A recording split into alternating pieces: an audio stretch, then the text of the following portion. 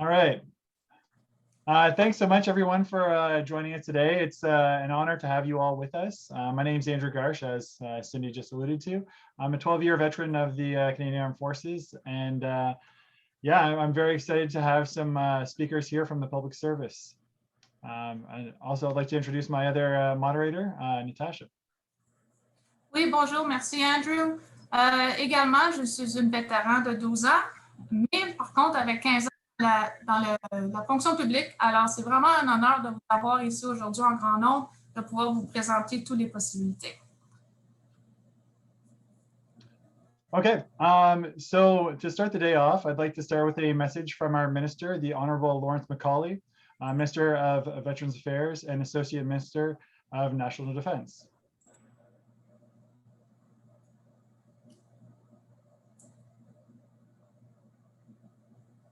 Hi, everyone. I want to take a minute to wish you the very best as you explore careers with the public service.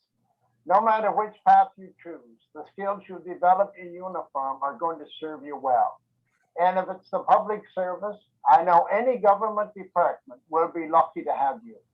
And if you haven't already, please make sure you sign up for a MyVac account or call our National Contact Center to find out what programs and services you might be eligible for. Good luck and take care. Fantastic. And now I'd like to pass it over to our former Chief of Defense Staff, General Natinchuk. Deputy, you have the floor. Hey, Andrew, thanks a lot. Merci, and Natasha aussi. Bonjour à tout le monde. It's great to have you online here today. Let me tell you, I miss all of you, and I wish we were all back in uniform like 20, 30 years ago. But life moves on, and we all move on. Merci à vous pour votre service dans le militaire. Et je veux dire merci aussi. I would like to say thanks as well to the Veteran Employment Unit. Merci à Cindy Tessier, Andrew Garsh, Natasha Scabola, Laurie Cudmore et Lynn Charles. Ils ont fait tout le travail pour la préparation de cet événement. So thanks so much for the team who organized all of this. Et merci à tous les ministères aussi à participer dans cet événement qui offre beaucoup des opportunités pour les vétérans à continuer à servir. I would like to thank all of the departments that are participating in this two-day session and providing opportunities for those who have served in uniforms to continue to serve our country. You know, when I think that the average age of release from the Canadian Armed Forces is 36 years old, folks have a lot of time yet to serve in their lives. C'est vraiment essentiel qu'on continue avec un but à cause il y a beaucoup qui prennent leur retraite très, très tôt dans leur vie. Ils sont vraiment jeunes et ils ont beaucoup d'énergie. Folks have a lot more energy to give, and therefore it is terrific to have so many people online here today to hear about the opportunities. I would also say to all of you that all of you had a unique career. Votre expérience dans le militaire, n'importe quel métier, n'importe quel rang était vraiment unique, mais vous avez gagné à cause de votre expérience. You all had a unique career, whether you served the Army, Navy, the Air Force, and no matter what rank and how long you served, the fact that you have so much experience, so much knowledge, and so much dedication. And I just want to thank all of you for being online here today because you do want to continue to serve our country. Pour moi, après 37 ans en militaire et maintenant presque 8 ans comme fonctionnaire, j'ai quelques réflexions à partager. You know, after 37 years in the military, now almost 8 years as a public servant, I got a couple reflections that I would want to share with you. Le premièrement, encore comme un militaire, c'est toujours important d'avoir notre mission, d'avoir notre but. You know, when we're in uniform, it's always so important having our mission, having our purpose, and being focused on it. When you take your release from the forces and as a civilian, it's so important to have your purpose. C'est vraiment important d'avoir un but comme un civil. You know, chaque jour est samedi, c'est ennuyant après quelques semaines. You know, every day is Saturday gets pretty boring after a couple weeks. It turns out that every day becomes Groundhog Day. You know, c'est le jour de marmotte, c'est pas vraiment du fun du tout. Alors, c'est important pour votre bien-être d'avoir un but. It is so important for your health, for your well-being, for your physical well-being, your mental well-being, that you have a purpose. And so whether it is in the public service, whether it is outside the public service, whether it be volunteer work, it is so important. So thank you so much for considering that and focusing on your purpose. Le deuxième point important selon moi, c'est d'avoir un plan. Et d'avoir un plan vraiment tôt. It is very important that you have a plan and that you plan early with options in terms of what you want to do, what you want your purpose to be, and that you are flexible with that. And you have options just so that if one doesn't work out, that you're not disappointed, that you have other options. When you go into the public service, what we find often is the first job is not the best job. De temps en temps, avec la recherche, nous avons trouvé que le premier poste, la première dotation, c'est pas le meilleur. Et c'est important d'être flexible et peut-être il y a un autre au troisième poste pour vous. So it's kind of like the military, except we don't have the career manager saying, is this the right fit? And yet it is so important that as you land in a role, that you adapt and are flexible so that you actually get into a position that is right for you, that is the best fit. The research says that an underemployed veteran is almost like an unemployed veteran. C'est important que vous avez les défis, que vous êtes vraiment énergé avec le poste. Alors, le deuxième point, c'est soyez flexible. Et le troisième point, the third point, say that's how do you adapt to the new culture? We had a culture in the Canadian Armed Forces. The culture was service before self, the notion again of integrity, loyalty, and courage that brings honor to country.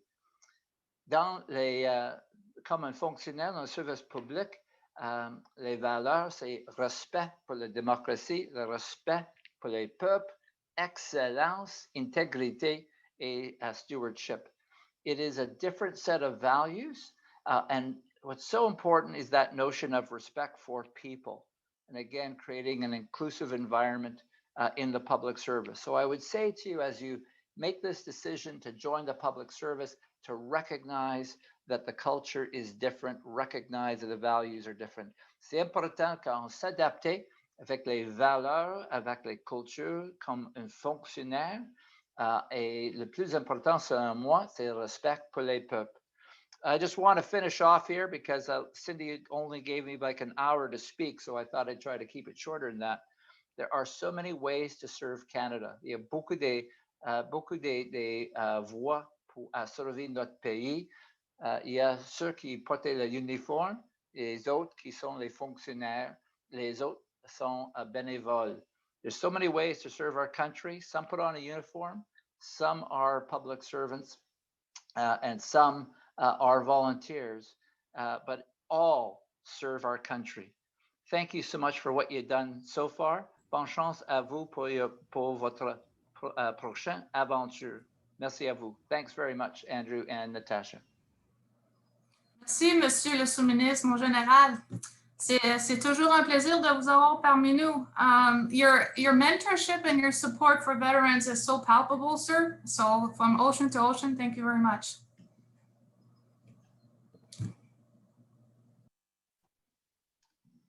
Okay, so now we're going to get on with the rest of the day. I'll first start off by sharing with you the agenda, which I'm sure you've seen a few times now, but just to rehash some things for you. So we're going to start off with Correctional Services Canada at immediately following this. Following that, we'll have Canada Revenue Agency, and then we'll have two separate presentations by Employment and Social Development Canada. Okay, so they're going to be two separate and distinct presentations. So there is no duplication there. The other thing is we're going to cover off on the ground rules now. So I want to highlight the fact that you will have the opportunity for a question and answer period with each of the groups of presenters. So basically, the format will be a short 30-minute presentation by a presenting organization, followed by about 20 minutes of question and answer period. So if you have a question specific to a presenting organization, use the question and answer button at the bottom of the screen, okay? So that is where you put your questions specifically for the presenting organizations. There will also be the opportunity to ask questions verbally during the Q&A. In order to do so, we ask that you use the raise hand feature, and then someone can go through and we'll just be selecting people at random in order to ask their questions verbally as well. If you have any general questions relating to priority entitlement and whatnot, or comments, please use that for the chat function, okay? So they're two separate and distinct areas. Also, just ask that you remain respectful at all times, okay? We're all here in order to basically help one another. We're all veterans, try to get jobs in public service. So please be courteous at all times. Natasha. Alors, pour résumer en français très rapidement, le déroulement général, chaque présentation va durer environ 30 minutes et après, il va y avoir une période de questions-réponses à peu près pour 20 minutes. Ce qui va vous donner l'opportunité dans la fonction de Q&A de poser vos questions au présentateur. Et en tout temps, il y a aussi la fonction chat. Si jamais vous avez des questions concernant la fonction publique et l'emploi et la priorité, mobilité et tout ce qui a trait à ça, à la fonction publique. Mais, s'il vous plaît, restez courtois et respectueux en tout temps. Un gros merci et bon après-midi. Okay, and without further ado, I'd like to introduce John Croucher of Correctional Services Canada. John, over to you. That's great. Thank you very much, Andrew. And thanks everyone for those amazing opening messages received by VAC. I'd like to introduce myself as we launch into a presentation that will be provided by us, the Correctional Services Canada. Une seconde, je vais mettre dans le, let's see, share screen.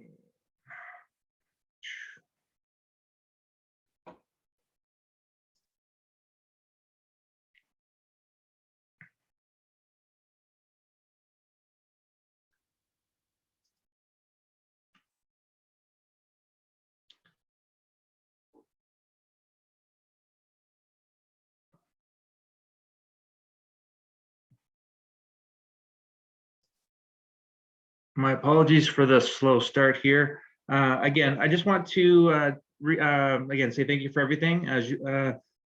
Je veux vous parler aujourd'hui de ce que cela signifie pour nous que vous êtes un ancien de combat. La première partie de cette présentation se trouvait en ligne et dans le fichier C-joint. To start off, I am pleased to be able to kick off our presentations to you with a welcome message from our Director General, Amy Jarrett. Okay, hi there. J'espère que vous m'entendez bien. C'est vraiment un plaisir d'être ici aujourd'hui parmi vous. Donc, merci d'avoir participé dans cet événement. Thank you so much for participating today. On est vraiment ravis d'être ici pour vous aider dans votre acheminement de carrière.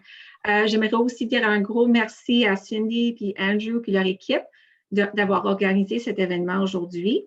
So it's great to be here among other federal government departments. Hiring veterans is really an important priority for us. It brings a really important, leadership, experience, diversity, and unique skill sets, as we've already heard, to the public service. And you're going to hear quite a bit from John about how CSC is so much more than just correctional officers, although they're about 40% of our workforce. We offer an incredible range of opportunities across the country, of really diverse set of jobs. And our mission is changing lives and protecting Canadians. It's hard to find a mission that's more important than that. And I think it's one that veterans can really identify with as well. We're committed to building a diverse workforce and skilled and diverse workforce that really represents the Canadians that we serve. And so we do encourage folks when applying, if they are a member of one of the 4 EE groups, to definitely indicate that on their application. Before I turn it over to John, I just want to mention an important initiative at CSC that we have, and it's the Veteran Support Secretariat. Donc, cette initiative a été lancée il y a 3 ans par Monsieur John Croucher, who's about to speak to you, who is a former veteran who served 16 years as an infantry officer before being medically released. And John came to CSC, and after he was with us for a while, he realized there was an opportunity for us to better serve veterans. So the purpose of the VSS at CSC is twofold.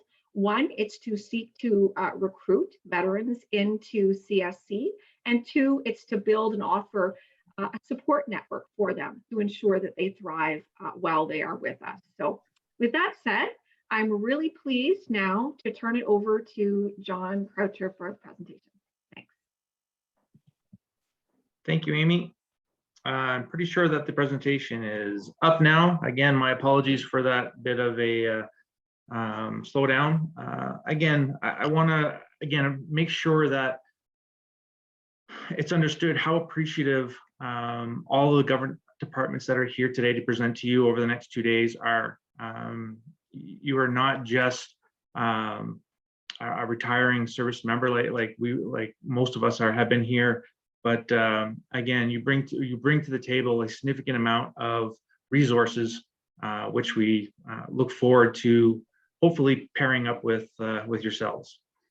I just want to be clear at the beginning that that the slides and stuff that you'll see at the beginning are all located online. La première partie de cette présentation se trouvait en ligne et dans la fiche ci-jointe. So I don't want to spend a whole lot of time on these. As you'll see with most of the presentations over the next 2 days, we're all bound by mission statements that, again, are our roles to how we support the people of Canada. The second is our mandate, and the mandate is a little bit more in line with what you'd probably see during your military time. And we are responsible for administering terms of over 2 years. And this is significant because there's a huge misunderstanding out there between us, the federal government's job towards correctional services, and those held provincially. And again, when the opportunity presents itself, we will happily get into the details on the pros and cons of either going provincial or federal. We have a core set of values within CSC. They are very familiar and similar to those within the military, as well as the other departments within the federal service. Again, all of these are elements of yourselves that you will bring towards a career within the public service. I'd like to start on qui est the SCC. Who are CSC? When most people think of Correctional Services Canada, they think of the large organization in which takes care of this. And this is true. We manage about 1,400 offenders across Canada, and we manage about 9,000 under supervision. And this means those who have done their time and are now on parole of some sort, existing within the community, whether through halfway houses or within their homes. And with those, we have a significant amount of overlap there with those numbers and additional numbers where we offer programs for offenders to help ensure that they don't reoffend.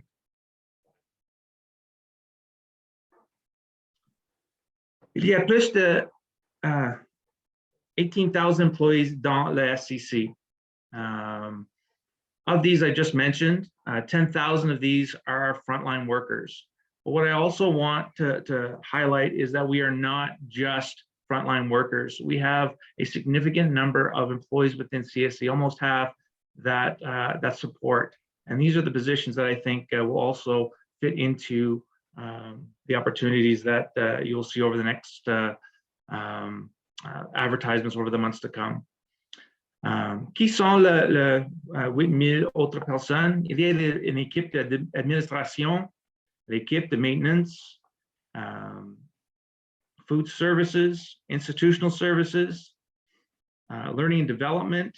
Il y a l'équipe de recherche, l'équipe de direction, and il y a beaucoup de plus opportunités.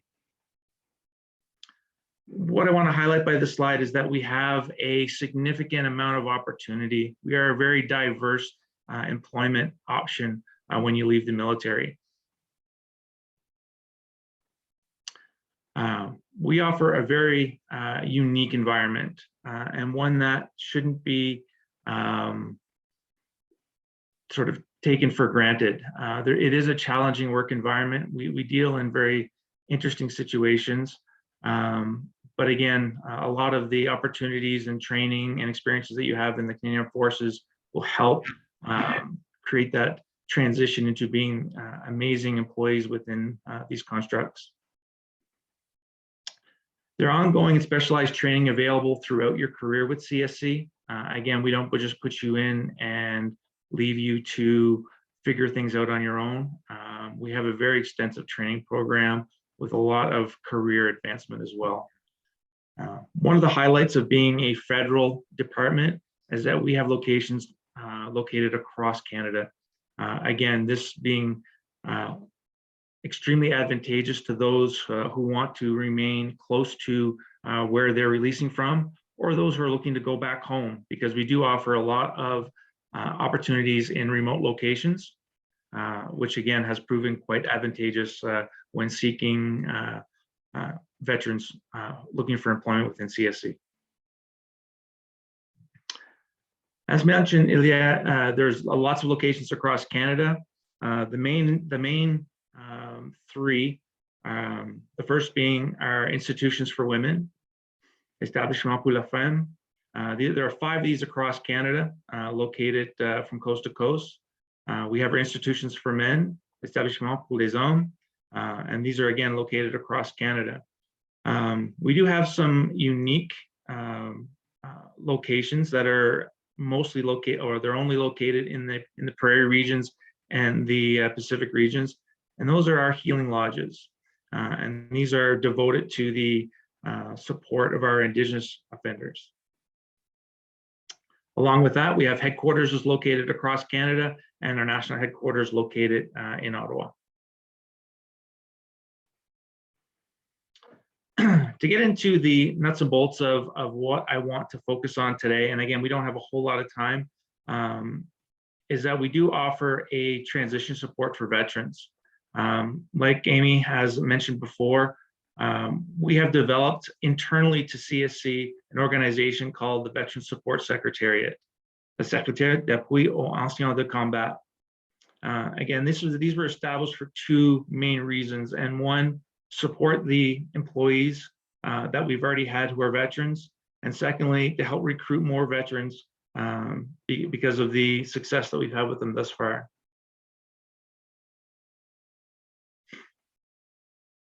The Veteran Support Secretariat, again, is near and dear to my heart. Je suis un ancien de combat aussi, and we'll provide links to stories and such, but again, transitioning into the public service or any sort of employment after the Canadian Forces is challenging, and I had those challenges. So I took the learning that happened during that period of time and started this Veteran Support Secretariat with the support of my leadership as well. And I think we have established now a really focused set of guidelines and support mechanisms to help veterans transition into the public service. So there's a few key things that we focus on other than just general support for our veterans. We also offer a voice for our veterans within CSC. We've created a national advisory committee built of veterans that are able to reach back to leadership and let them know how things are going and how we can improve. We provide la représentation de anciens de combat.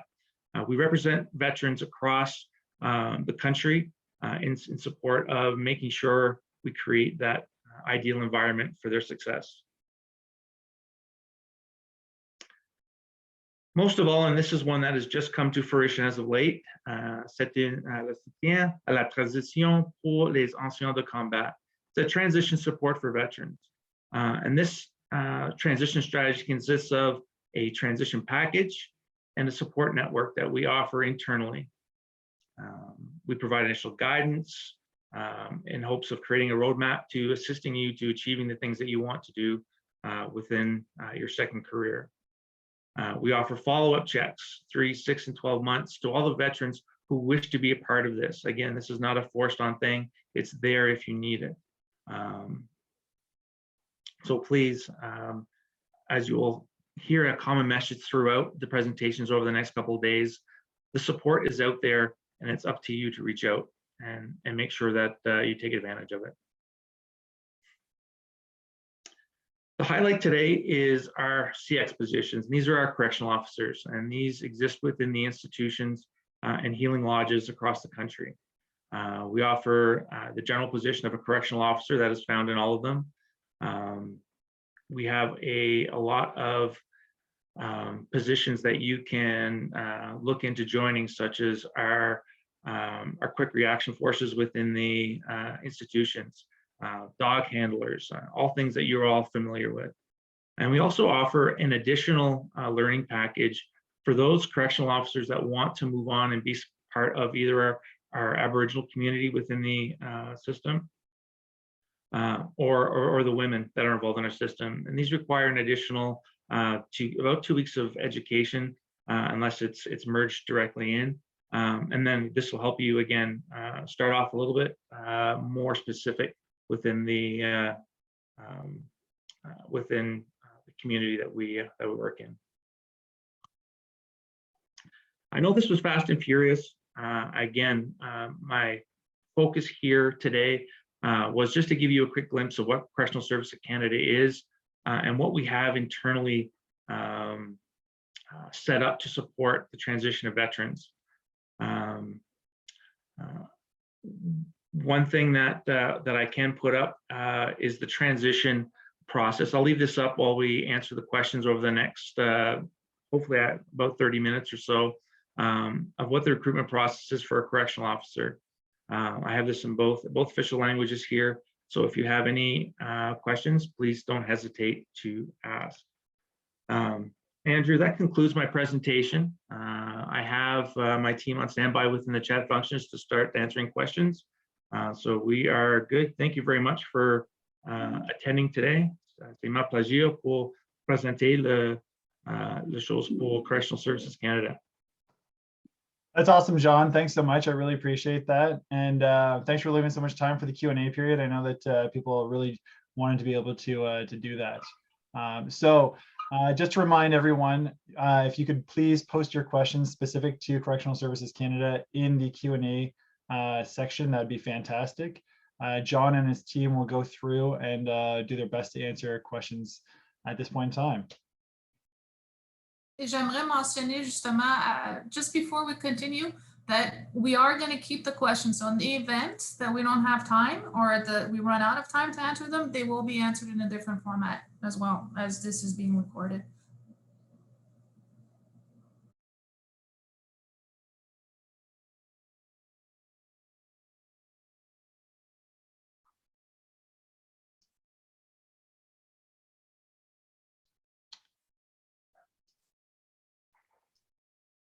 So John, I'm just going through the questions right here. Yeah. Just seeing a couple questions that are directed towards where the opportunities are located. Please understand that we are national, and not only national, but we do exist within very remote areas as well. We have our correctional facilities, our institutions. We have our healing lodges, but we also provide support for the parole as well. So we have our parole community offices, which are located in just about every community across the country. So again, our focus today is highlighting the correctional officer positions. But again, like I mentioned before, we do have positions in just about every community from coast to coast. Sorry, Andrew, go ahead. I was just going to say, I wasn't sure if you're scanning through or if you wanted us to just go through, and there's a couple of hands that are raised here. One is Chantal Parent. I'm just going to allow her to speak here and ask her question. Chantal, you go ahead. Bonjour, Chantal.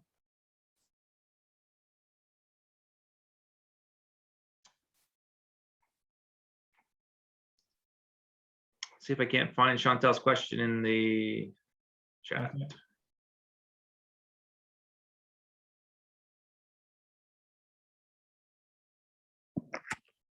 C'est la troisième, m'entendez-vous? Oui.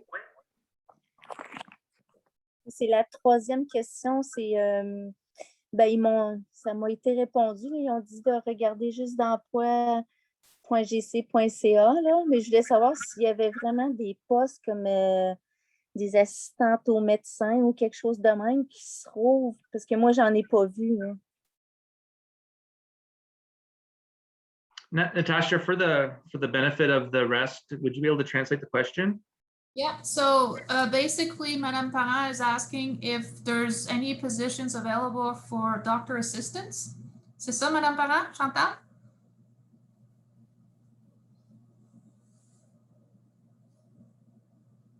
Excellent. Il y a beaucoup de positions de médecins pour les administratives or like doctor's assistants, psychology assistants.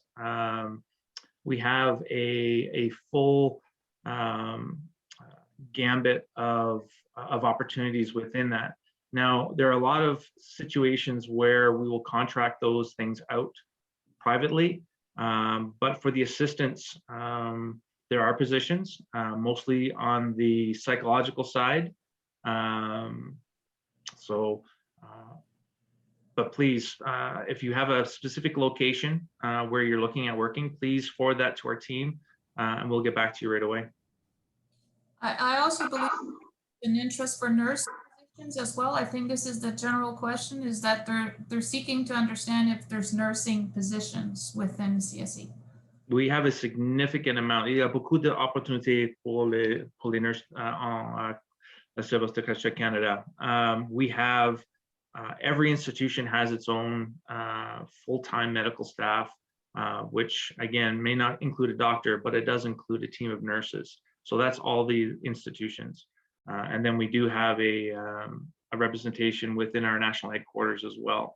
So yes, there is a lot of opportunities, and the opportunities, we just had one successful posting right out of nursing to a institution in Quebec that was extremely remote. The young lady she was less than 10 years with again looking to continue as a nurse, and we were able to get her into this opportunity because of the remote location that she was wanting to go back. It was her home, so it worked out really well.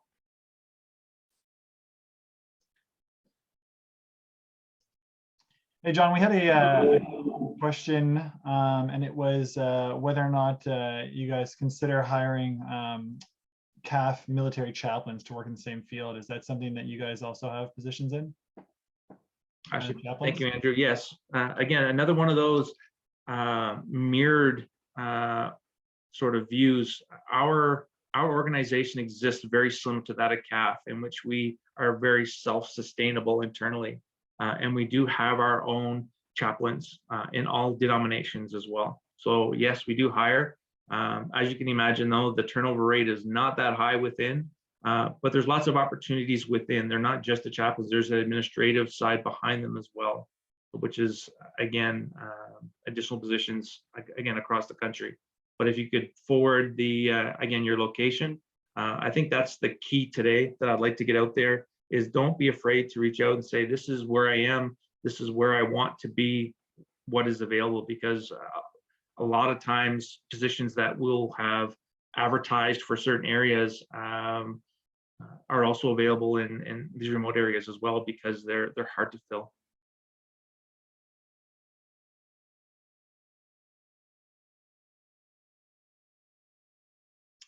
I see a question here for dog handling. The dog handling piece is you start as a correctional officer. Most of them will do the primary worker as well. And then they will move into a dog handler role. I mean, like most positions within the Canadian Armed Forces, it's like learning how to march before you learn how to lead the march. So there is a timeline, a training line for that. But again, all achievable. It's a competitive, but again, it's one of those positions within Corrections Canada that people just don't do it for the sake of doing it. There's a passion for it. So there's a lot of if it's what you want, then the opportunities will definitely present themselves.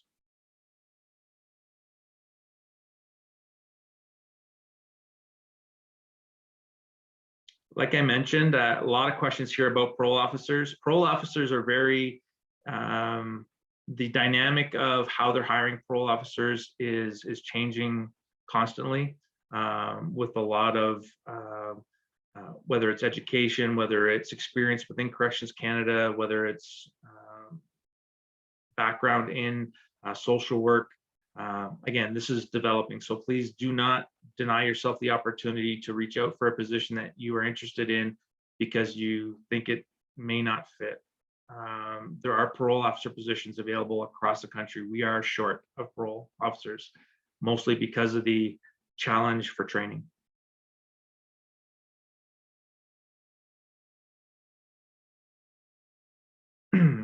The pay scales, again, I see 3 or 4 questions there about pay scales.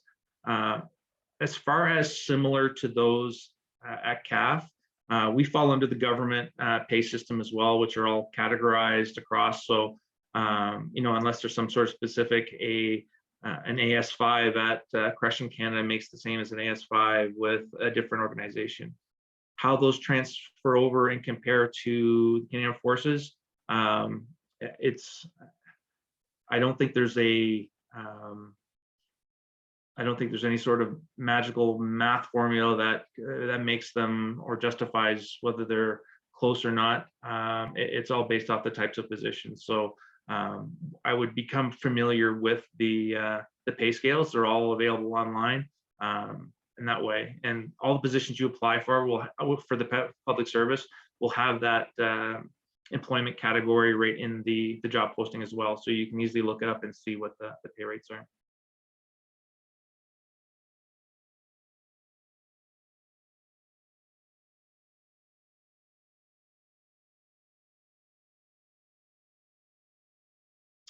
For university students, actually, it's fantastic. We have a great example today. On my team today is Megan Jettings, who is a student working an internship on with the SWAP, I do believe, program. So again, there are lots of opportunities for students, as any organization within the public service, to SWAP as far as their opportunities within the federal government.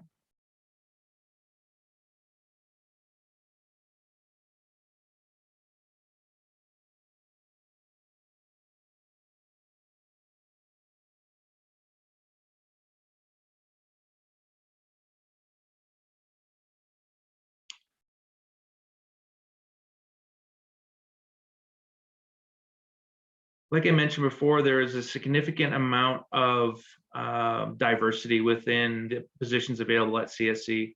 My recommendation to veterans is to get a better understanding of what positions are available.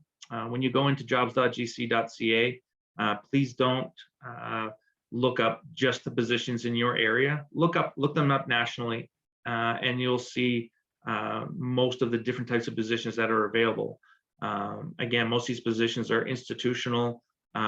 So, you know, an institutional position in BC will be the same as one for Ontario. So even though it's not posted right away, these positions do exist within all the institutions. And they will, again, those hiring postings go up regularly.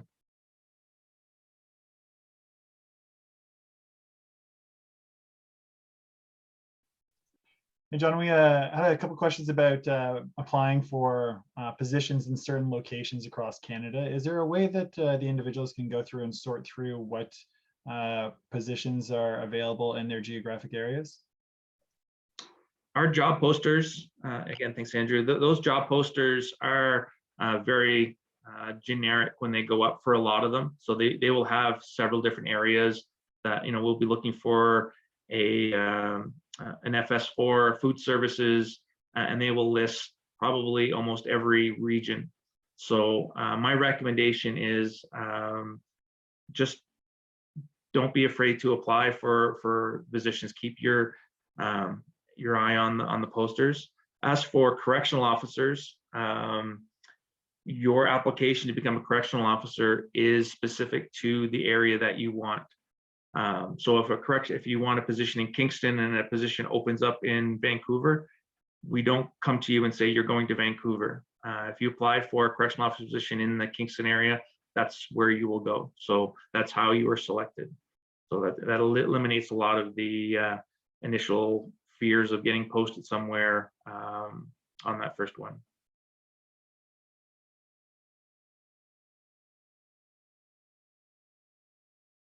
But again, to get an idea of what positions are available at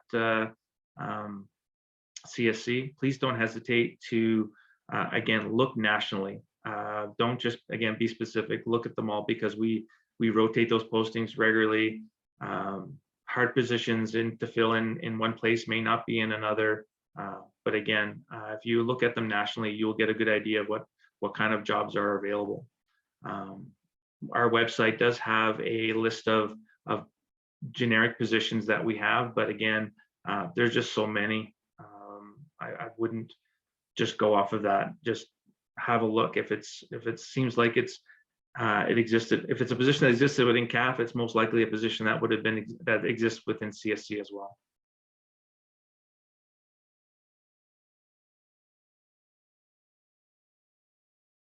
As far as applying for positions for the CX, there is a process.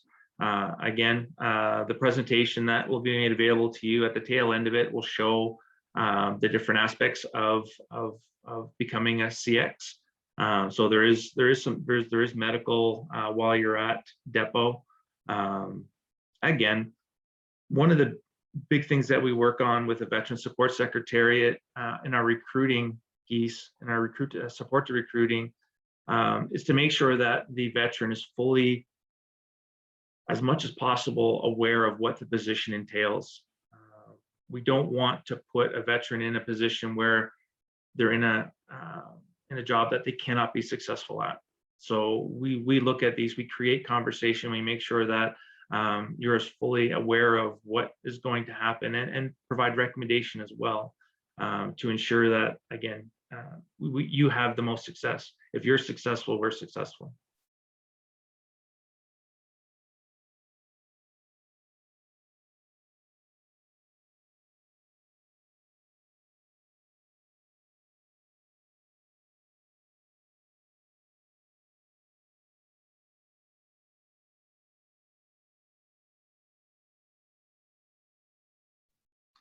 Hey, John, what about, got another question here. So do you recognize custodian/guard training that some members from the CAF have received during their employment at the Canadian Forces Service Prison and Detention Barracks?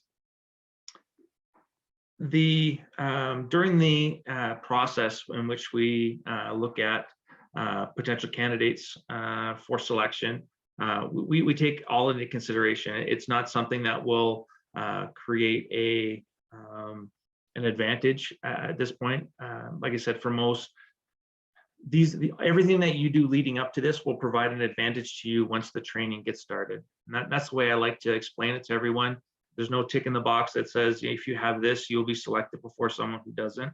But please don't discount what you're bringing to the table. All the experiences, all the training that you've done in the Canadian Forces is going to provide a benefit to you moving forward. And that's seen daily, and it'll be of a huge advantage to you. On that subject, John, there's a trend of training too. A lot of questions pertain to the training and how long does it take for a correctional officer to be trained? Do they get paid as they're being trained? So interesting questions there. Absolutely. So just to give you a heads up, the training lasts between, again, depending how the course is set up, between 10 and 13 weeks. During this, the secondary training of primary worker can be overlapped with that initial training or added on afterwards. Again, I see Bogdan he's with our region. He's doing some answering internally right now with some of the Q&A. But during this period of time, we do offer a $400 per diem that just helps you get through. But we are currently working with VAC along with some other departments to see if there's things that can be done. But at the moment, we do offer per diem. But again, that also includes your meals, your accommodations and everything. So there's no expenses for being there. So, at the moment, like most of our other peers within the public service, with this type of training, it's a per diem base, and you start your salary upon completion and assignment to an institution. And John, what about military pension? So they're asking, is the military pension transferable or comparable to the corrections pension, or what are the differences? So this is the same answer that will go towards all of the same question to any department here. We're all public service. There's two things that can happen. You can take in, if you're available for an immediate annuity, obviously you can start taking your pension right away and start a new pension when you start with the public service. For a lot of those who have that 10 to 15 year range, they're making the decision to potentially roll that pension, because it is a federal pension, into the public service pension as well. So that way you will just continue adding on that 2% per year until you meet the numbers. The things that I would recommend is, one, talk to a pension officer, get the information directly from the source, because there are a lot of unique situations. If you are a medical release and you took in a medical annuity and so you're collecting your pension right away, and then you go in and work public service, there's certain rules and regulations that apply to that as well, depending on your circumstance. So simple answer, yes, you can move your pension over. The difficult answer here is that every one of us is probably going to have something unique within our situation that makes it a little bit more difficult to put a finger on. So again, talk to a pension officer, get that information on paper so that you can make the best decision for you. Because sometimes rolling your pension over is great, and sometimes taking that immediate annuity and starting a new pension is a better way to go. So that would be my recommendation there.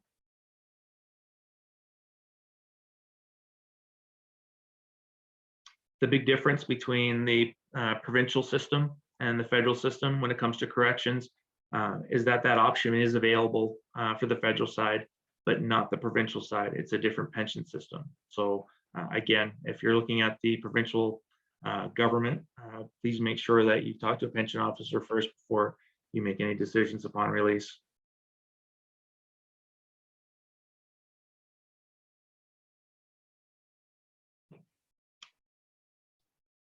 For those people who are releasing on a medical 3B, please don't set the bar any lower than you would if you hadn't.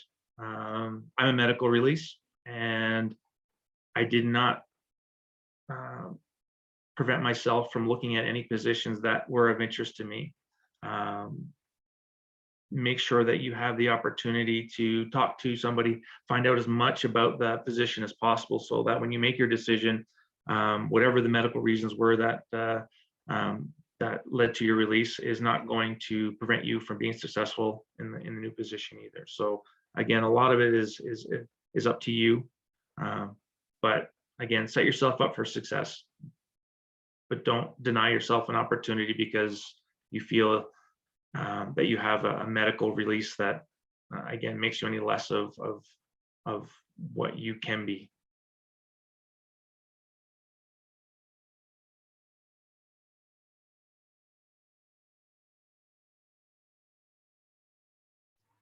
John, I've seen a few questions about some of the more admin type positions and whether or not there's any remote working or working from home with those.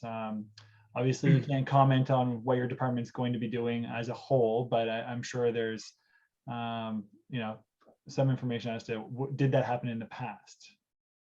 Well, I mean, the entire COVID situation for most of the federal government created very unique situations that, again, everybody dealt with the best they could as far as remote.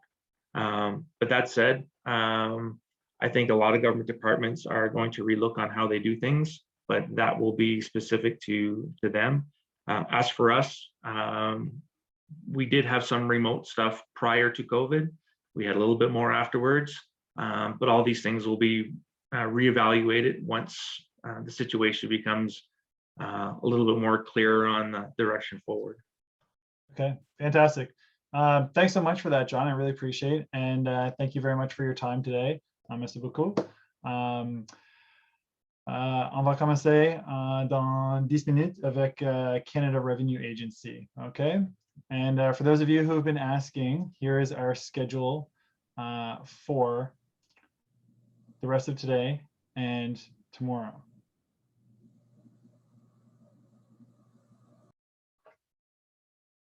So we'll come back at the top of the hour, since we're all in different time zones across Canada.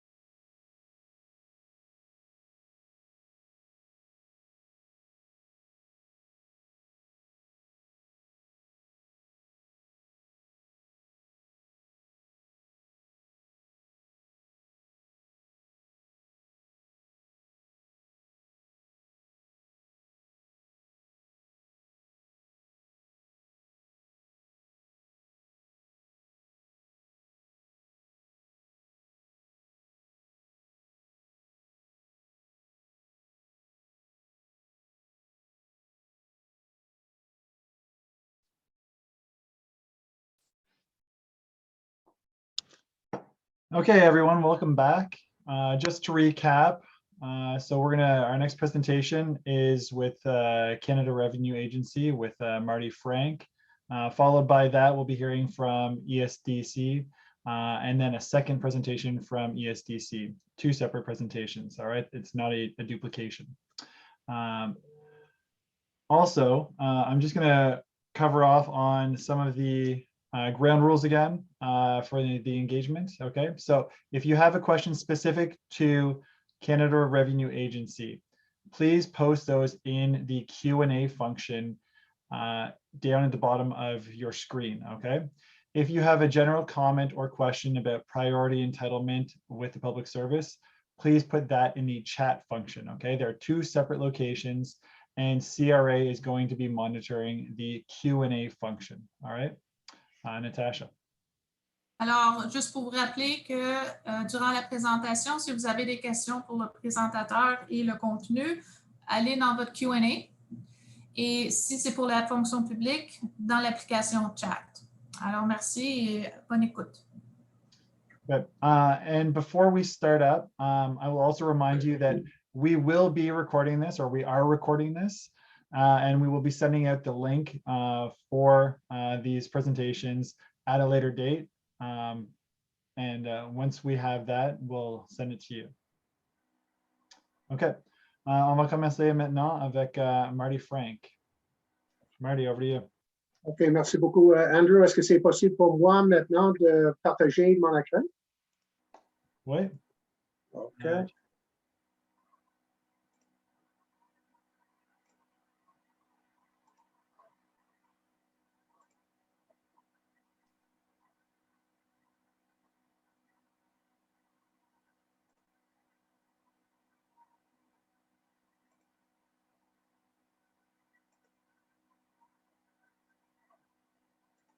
OK.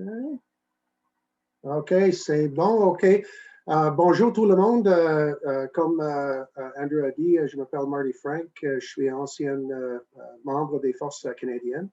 Je vais donner la présentation presque tout en anglais, mais au fin de la présentation, s'il y a des questions en français, nous pouvons répondre aussi. Je vais introduire mon équipe, Nathalie. Elle est aussi bilingue et elle est capable de répondre en français aussi. So, welcome everybody.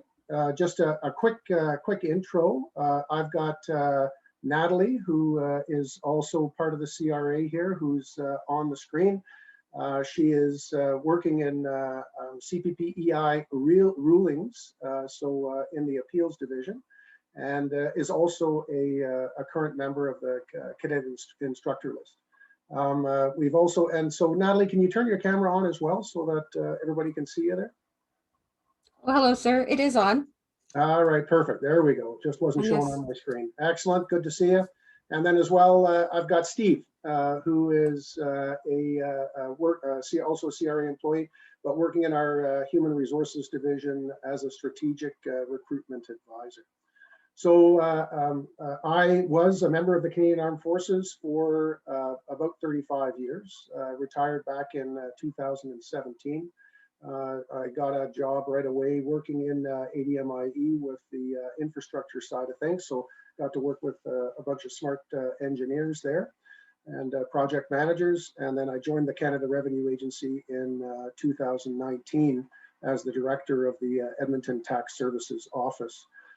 So for those out there that might know me, don't worry, I am not doing anybody's taxes, okay? But there's a lot of really smart people in the Canada Revenue Agency that are looking after all of our best interests. I also want to highlight that this is the start of a conversation. I'm sure that a lot of you are like me, you know, what would I possibly be doing in the Canada Revenue Agency as far as a skill transfer from the Canadian Armed Forces? And my goal here today is to really highlight the fact that, you know, there are opportunities in the Canada Revenue Agency, and we'll go through a number of those throughout the presentation here. So who is the Canada Revenue Agency? You can see our mission right there. and our focus. But what I really want to highlight as well is the fact that our 4 CRA values of integrity, professionalism, respect, and collaboration are perfectly aligned with the values of the Canadian Armed Forces. Integrity is key to what we were doing in the Canadian Armed Forces, what we continue to do in the Canadian Armed Forces, and it is key in the Canada Revenue Agency. You can imagine the access that the agency has to personal information of Canadians, and the critical importance to safeguard that information and safeguard our role as we do what we need to do in the agency. Something I didn't know was that the Canada Revenue Agency is actually one of the largest employers in the federal government, 40,000 employees. Our focus is on progress and our strength is our people. Employees of the CRA can expect a career growth and professional development, mobility. There are opportunities across the country, flexible work arrangements, competitive salaries, a good balance between work and home life, and excellent benefits. CRA remains committed to employment equity and diversity, and we serve Canadians in both official languages. CRA, like the rest of the federal public service, is going through a period of time where we are actually experiencing a lot of retirements. It'll be happening over the next few years, so there's going to be lots of opportunities within the CRA coming up. I will mention as well that both Steve and Natalie are going to be monitoring and the Q&A for me. And then at the end of the presentation, they'll be going through the questions and then reading out the questions. And then we'll, as a team here, be able to provide the best possible responses for you. So why work in the CRA? CRA puts people first. So the agency actually just recently launched the People First strategy in 2019, just as I arrived. And it highlighted putting people first, being trusted, fair, and helpful. And certainly one of the key goals is how that is an outward-facing approach. But it's actually also 2 sides to that coin where it's inward-facing as well. We have to make sure that we treat our employees here in the Canada Revenue Agency with the respect, with the empathy, to be trusted by them, so that everybody gets appreciated for the work that they're doing, and that the various staffing processes that we run are fair and transparent. Bottom line is we expect our employees to be working with Canadians in that manner, and so it is up to us to make sure that we treat each other and that we treat our subordinates the same way, so that they can carry on and have those good conversations with Canadians. Some of the benefits of working in the Canada Revenue Agency: it's a chance to grow, develop personal skills, and excel in your field. CRA offers an exciting array of career opportunities, a number of diverse program streams with opportunity for advancement. Like I say, work-life balance, enjoy the flexibility that fits your lifestyle on and off the job. There are many kinds of leave available as an employee, and you have the option to work a compressed work schedule to gain additional time off. As I mentioned before, there are opportunities across Canada. You can get the chance to have your career you love. Skills you develop in one location are transferable to jobs in other cities, and you have the ability to consider opportunities across the country as a CRA employee. There are internal processes that are run on a regular basis for offices across the country, and there are relocation programs very similar to what we've got, what I enjoyed in the Canadian Armed Forces. The key thing is there isn't. It's your choice. If you would like to have that opportunity in a different office, you can keep your eye out for processes inside those offices and apply for those depending on your needs. Meaningful career options. Your work matters to Canadians as it directly contributes to their lives and well-being. Provide employees with a variety of mobility, flexibility, continuous learning. We also offer career advancement opportunities through meaningful and valuable work. This is also something that I think is very, very similar to what I did in the Canadian Armed Forces. What you continue to do is you serve Canadians, and certainly the goal for the Canada Revenue Agency is to provide that service to Canadians. And then when you are looking after Canada Revenue Agency employees in the management stream, it's leadership. Just like we were taught in the Canadian Armed Forces, just like I was taught in the Canadian Armed Forces, we have to take care of our people. And it's, I think, one of the most important skills that are transferable to the Canada Revenue Agency, to the public service writ large, is that leadership training that we receive in the Canadian Armed Forces. So we'll just go into some career opportunities here. So not just accountants, there's a wide variety of areas that we work in.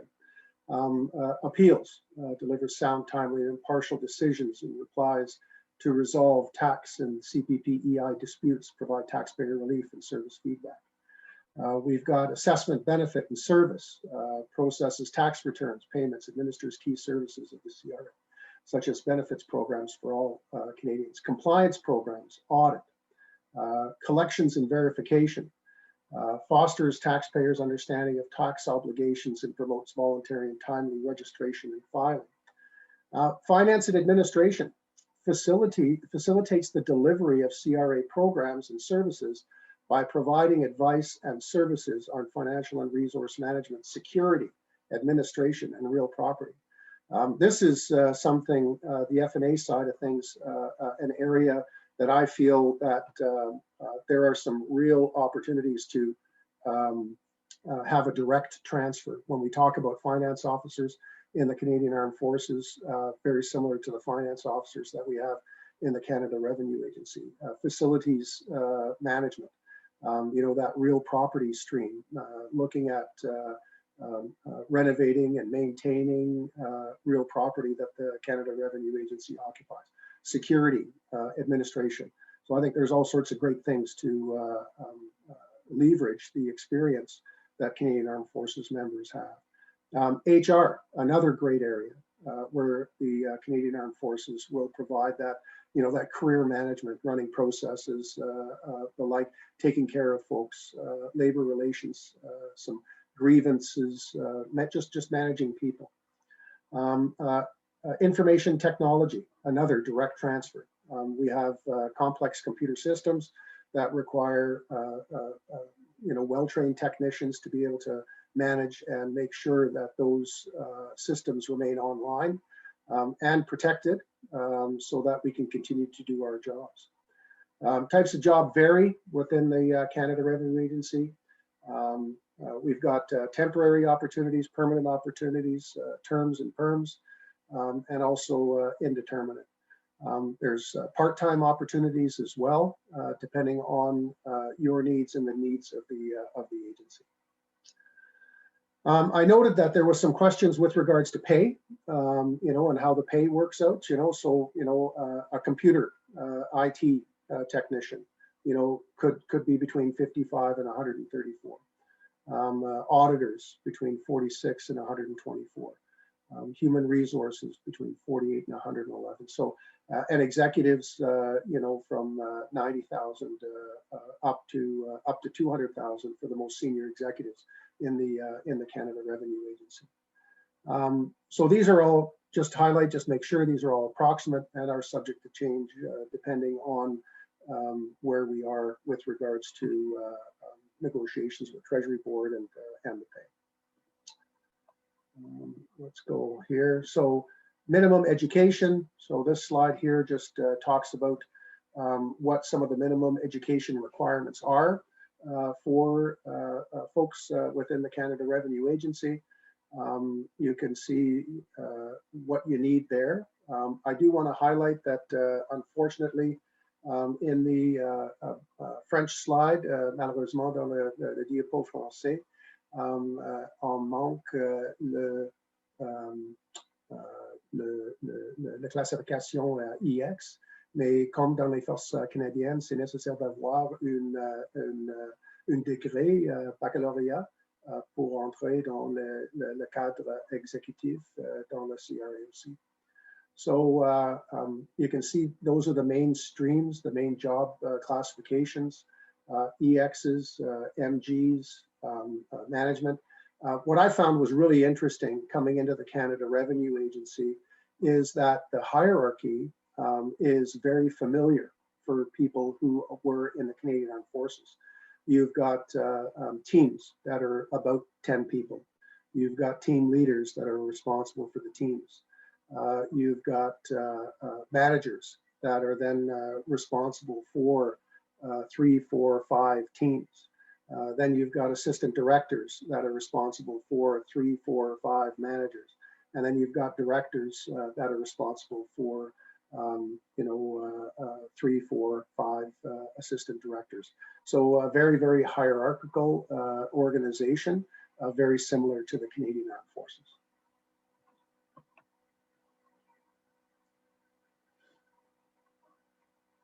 So why a good fit? You can see there's all sorts of transferable skills. I spoke about finance and administration. We've got the HR side of things. We've got the IT side of things. And I think most importantly, we've got some great management opportunities within the Canada Revenue Agency. Certainly the technical skills that are required for the team that you're working on are very, very important. However, there's two sides to being a manager. You've got the technical side of things, and then you've got that leadership side of things and being able to take care of your folks. Both are very, very important and make you a good fit here. We've got good leave provisions, and of course, there was some discussion about pension being transferable or starting a new pension to get up to your full 35 years of service. How to apply? Go to the CRA careers page, see what is currently posted, and create a candidate profile in order to apply. Steve could speak to a little bit more of that on the strategic recruiting side for Canada Revenue Agency. As well, there's a bit of a pilot being run right out here in the Western area where we have HR experts that are trying to get paired up with veterans for direct placement into offices across Western Canada. I had a case here in my office where I was able to facilitate the transfer of a veteran directly into a team leader position to start them off within one of the call centers. But again, this is the start of the conversation, and looking forward to carrying that on with as many veterans as we can.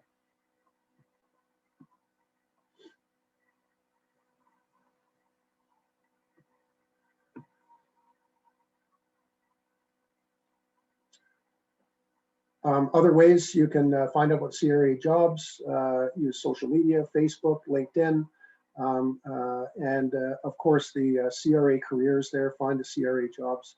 GC jobs is the best way to go. Certainly that's how I was able to facilitate my transition from the Canadian Armed Forces to the public service, is highlight in GC jobs the profile that you're looking for, and then away we go. There are all sorts of processes that are going on across the country right now, and all sorts of opportunities that you could apply for. And of course, reach out to the Canada Revenue Agency and see where there might be some opportunities within the offices. And that concludes the presentation for today. And very, very happy to have the opportunity to answer any questions that might be popping up there. So Steve, Natalie, have you got some stuff going on there in the Q&A right now? Hello, Marty. There's one, their mic does not work. They were just curious what trade you were in when you were in the Canadian Armed Forces. I was in the Armored Corps. I was Royal Canadian Dragoon. Great. So lots of time up in Petawawa, lots of time out here in Wainwright as well with CMTC. So like I said, don't worry, I'm not doing anybody's taxes, okay? So you guys are all safe. Let's see here. I'll scroll for others that haven't been answered yet.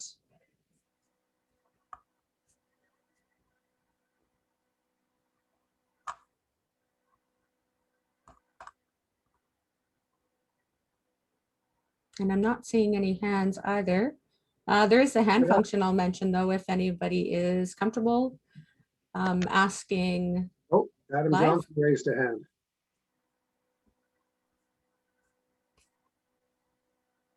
We got a couple raised hands now, I see. Okay.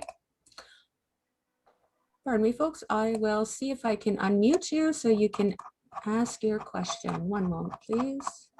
Yeah, so I'll just take this opportunity to remind people that we have some time for some question and answer now. So if you have some specific questions that you'd like the team from CRA to answer pertaining to job opportunities, not your taxes, then now is the great time to do that.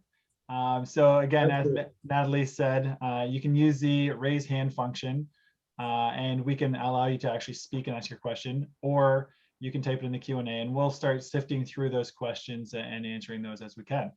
Thank you very much. Natasha? So maybe, yeah, no, so Steve, I know that, you know, we're certainly trying to target veterans and we're trying to leverage the Veterans Hiring Act. Did you want to, are you able to speak to that a little bit to the group, you know, specifically, you know, how CRA is looking to target veterans? Yeah, I can talk a little bit about that. Yeah, like Marty said, the region that we're in Western Region for the CRA, there's this pilot that's been run and sort of answering another question that I saw in the chat. We're a separate agency from the rest of the public service. So it's great in a lot of ways, but it actually makes things a little bit more difficult in other ways. And that's sort of why this pilot was brought in, because of the Veterans Hiring Act. So really what we have is we have a couple HR advisors whose one of their main roles is to reach out for those individuals that have sort of that priority or preferred status when it comes to appointment within the federal government. So if you are on that list and you're referred to us, one of those advisors will reach out directly. This is a cross-Canada initiative. It's really, if you express interest in the Western region, you'll be contacted with us. I believe that project will be expanded over the next little while as well, just because it has been overwhelmingly positive. And yeah, like Marty mentioned as well, we've had a lot of success bringing in a lot of veterans and reservists. We have a lot of active reservists in the CRA as well. Yeah, there's a lot of connections, especially on the integrity side of things. Just the ability to follow, like it's a very ability to think on your feet, use good judgment. There's so many transferable skills there.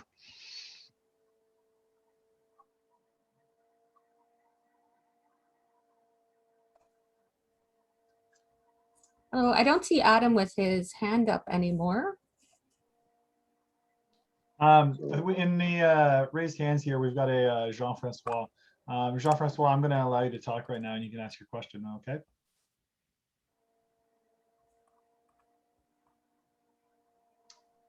Go ahead there whenever you have time, Jean-Francois. And if he doesn't answer, then we'll have Jean Trainer. So I also see that there's a question here from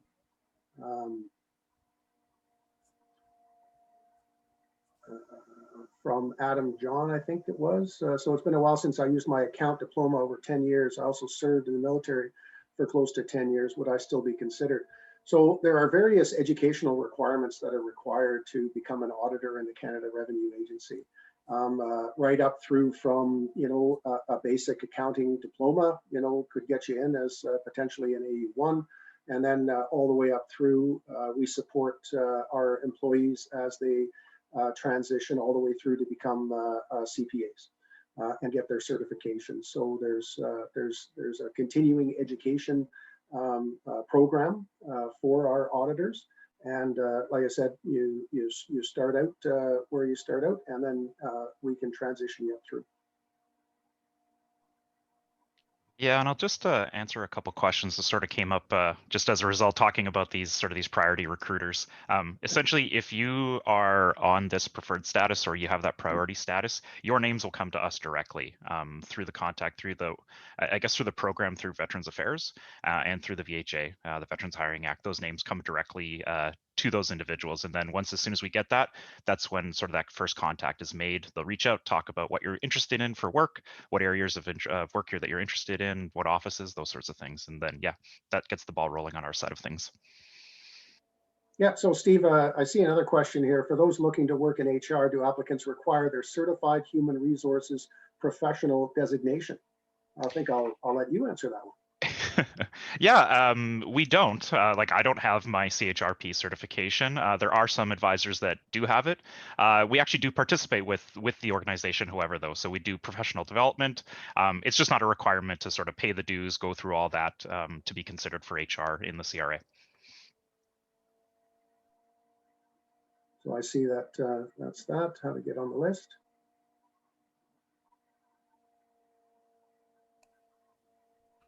So hi, folks looking to follow up here in Atlantic region on veterans hiring. I am just learning now about the priorities and preferred options. Any HR folks out east I could reach out to. I think the pilot is actually includes the Atlantic region, does it not, Steve? That is my understanding as well. Yeah, so get yourself on that preferred hiring list and you know, indicate that you are looking to get out into Atlantic Canada, and somebody should be reaching out. Yeah, I'll answer some of these. There's quite a few questions sort of about education requirements for a variety of positions. So I'll just touch on those. I'll just say general terms. If you want specifics, every job posting will be clear as sort of what education is required for that position. Yeah. The vast majority, if it's in the SP group, so services and programs, high school diploma, that's all that's required. Very low level of education required for those. There's some positions in that group that also require some accounting. So intro accounting 1 and 2, something along those lines. Is usually only one, two, or three accounting courses. Then moving into the auditing world, that's when you start needing either a degree with a major in accounting or that CPA designation. Beyond that, that's when we start looking at sort of the more specialized fields. IT, obviously, there's some education requirements there. Same thing goes for like there's the scientific research and experimental development team. So they review the scientific grant applications for tax credits and things like that. So in that team, there's actually quite a few people who have masters or PhDs in the sciences. So if you're like a chemical engineer and you want to work for the CRA, that's an opportune place to go to. Yeah, so I see Sergi asked the question. I'm a logistics officer, financial. I have only thin knowledge from the CAF logistics school. Do I have any chance to be hired by the CRA? I'd say, yeah. You should put your application in, and the skills that I think that you bring forward could be very, very applicable to finance and admin. You know, get in contact with the folks necessary to get you on that preferred hiring.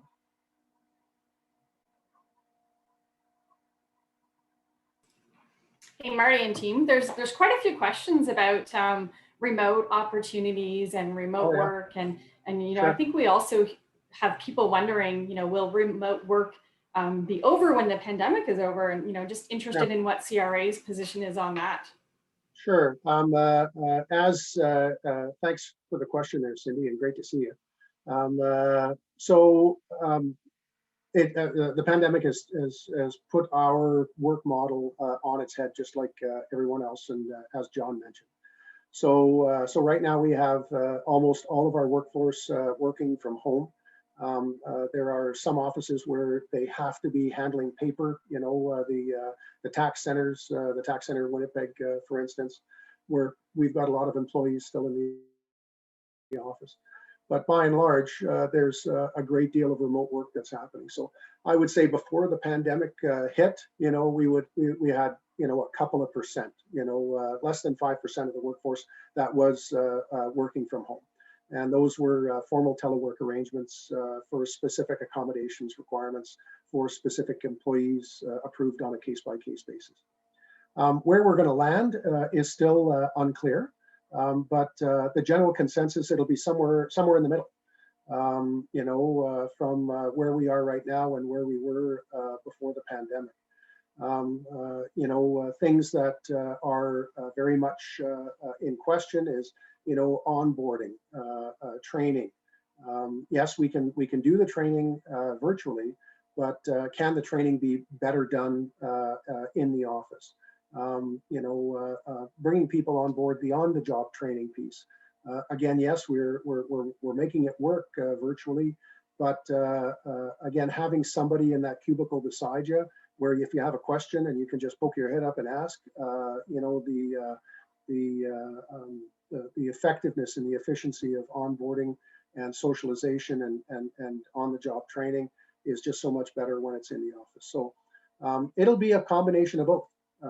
Is the answer. The exact amount, is it going to be 50-50? Is it going to be 70-30? That all still remains to be seen, and is still very much a topic of discussion in the Canada Revenue Agency. Yeah, I'll answer a couple questions here about sort of just the time frame for when you apply to actually when you get the position. I'll say kind of what Marty was saying early on in the presentation is like we're a huge organization. As part of that too is not only do we have a lot of people on staff, is we sort of have this up and down term population just because of the nature of tax filing season. So we tend to staff up at certain times of the year. Other times, say the term population will be sort of made inactive for the next sort of 6 months until the next tax filing season. So really just to say, as far as applying goes, it just takes time. Like we run really big staffing processes. Sometimes we'll get a couple thousand applications, and that just takes a lot of time and effort to sort of go through, screen, interview everyone. I would say usually once you apply, expect at least a month, especially for processes open to the general public, just because there is so much interest there. If you have any questions about timing or anything like that, or something, you have a specific question about something that you've applied on, at the bottom of every job posting, there's a contact email. I really encourage you, if you have any specific questions to an application, send them there. It goes to the hiring manager in charge of that staffing process. And if they can't answer your question, they'll come to the resourcing person, the staffing advisor that they're working with, and they'll be able to answer those questions for you. Mm-hmm. Yeah, I think when you're looking at the jobs that are being posted, you've got the two types there as far as the technical jobs, the IT jobs and the finance jobs and the HR jobs, the real property jobs. But then you've also got the leadership jobs, the MG jobs and the EX jobs, and these are also postings that I would really keep my eye out for you. Like I say, the team leader is responsible for about 10 folks, section commander. The manager, is responsible for, could be 100 folks, or 70 to 100. Could be, like a platoon commander, company commander level, and then so on. So like I say, there's a lot of real parallels with regards to your leadership approach that you have in the Canadian Armed Forces and the leadership approach that's required here at the Canada Revenue Agency, which is, taking care of your folks, make sure they're developed, make sure that they're appreciated, make sure they're respected. Those same rules apply. Huge learning curve when it comes to, dealing with the union, with labor relations and the collective agreement and all the different kinds of leave codes out there, but certainly nothing that you can't get a handle on in quite short order. And I'll answer a couple questions just related to sort of identifying yourself as a CAF member when you are applying or sort of looking at jobs. All of the information that we get comes directly from your service number that you enter when you create your candidate profile. If there's any issues with that, like unfortunately, we don't create the database. Essentially, we just get sent a big database of information that we put into our own system. If you have any questions or anything like that, you reach out to your contact that you're working with as far as the veterans hiring, sort of this priority. They'll be able to provide you some assistance on that. Also just say, like, we're talking sort of in general about CAF members, either retired, those sorts of things. If you're not aware, like there's only certain types of criteria that mean you get the specific priority status when you are applying for positions. So I just don't want to set this expectation that absolutely everyone has that. If you don't already familiarize yourself with sort of the different categories, and that might answer a lot of these questions as well.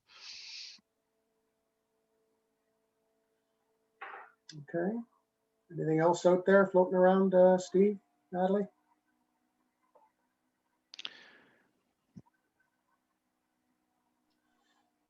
A couple of questions just about how to contact the, just reiterating what I said. If you have questions and it's specific to a job posting, if you scroll all the way to the bottom of the job posting, there's always going to be a contact email there.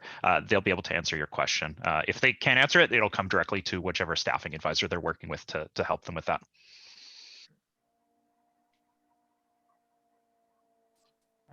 Fantastic. Thanks so much, Marty, Steve, and Natalie. I really appreciate it. So just to jump on board, as far as talking about the priority entitlement portion, there is the Veterans in the Public Service Unit that Veterans Affairs Canada does have, and I believe we've sent out that information in the confirmation emails. So you should all have that at this point in time now, all of the attendees. So if you have any questions, I really encourage you to look at the handout page that you were sent with your confirmation email. There's a lot of really good information in there that can inform you as to these policies and whatnot. So I definitely would say take the time to read through that before asking more questions, because a lot of those questions could be answered there, and then you can ask more in-depth questions. Cindy?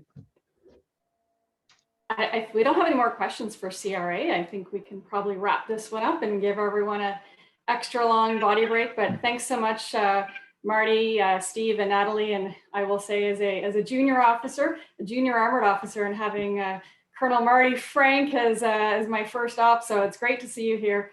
Great to see us both in the next careers. And I'm also very proud to say that I just paid my taxes last week, so you won't be coming after me. So thanks so much. I guess we have about a 20-minute break. I got one quick one. Andrew McQuish, I saw somebody, Andrew posted a question there. Andrew, were you one of my troop leaders?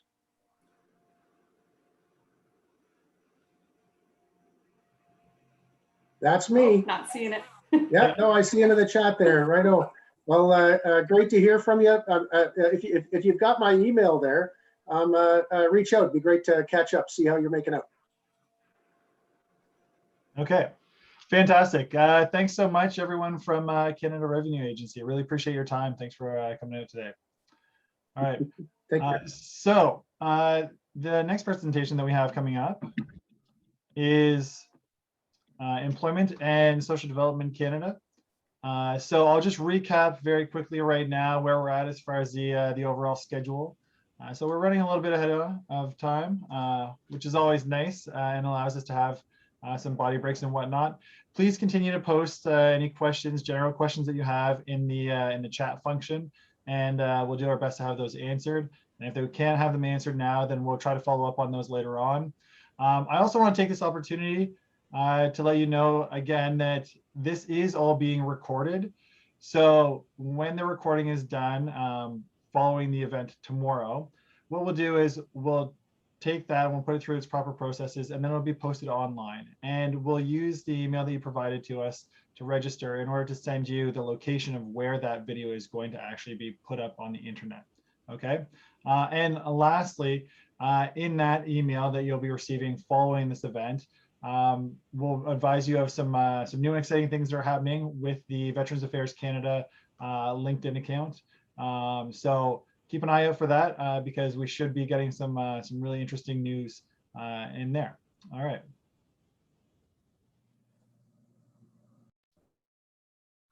Okay, so at the top of the hour, we'll be going through with Employment and Social Development Canada, and we'll be taking a quick break until then. Thank you.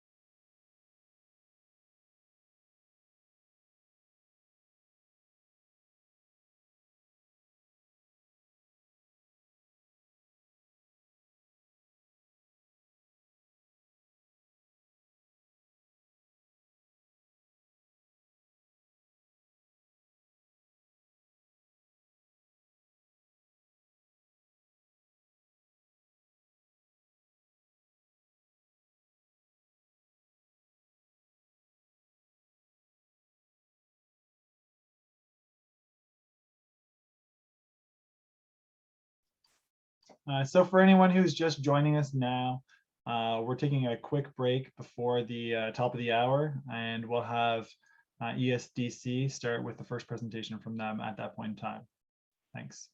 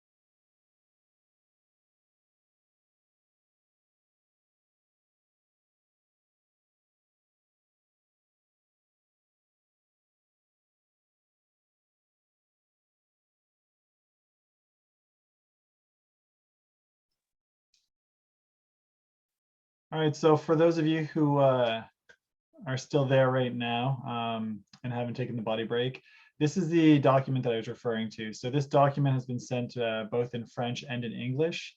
It was sent in your confirmation email that you should have received in the last few days. And this document basically walks you through a lot of information about transitioning to the Federal Public Service. So I highly encourage you looking at this. There's a lot of time and effort put into this by our team here at the Veterans Employment Unit. and they'll be able to provide you with a lot of really good information through this document as well. Okay, so here's the first page. All right, I'll let you guys just read through that on your own time.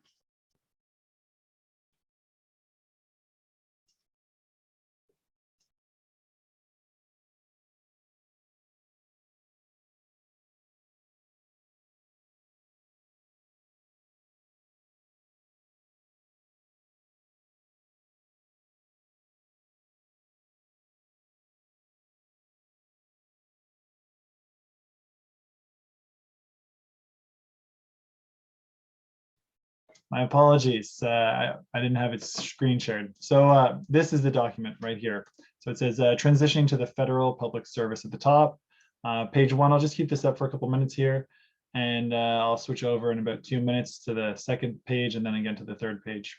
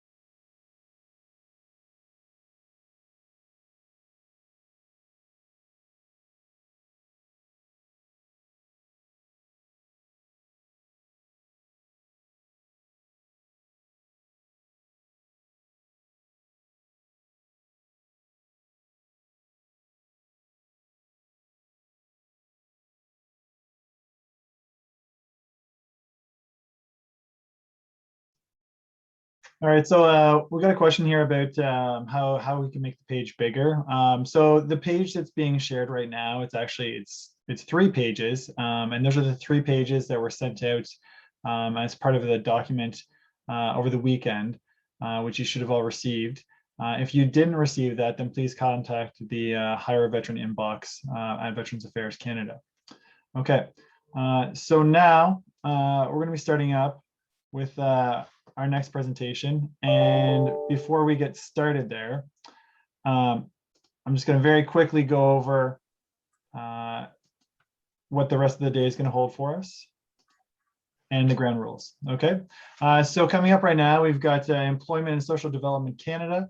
So the first of 2 presentations. So this presentation is totally separate and different than the next presentation that's coming up at the top of the next hour. Okay, now to rehash some of the ground rules, because some of you may have been joining us throughout the afternoon. I just want to make sure that we're all aware of a couple different things.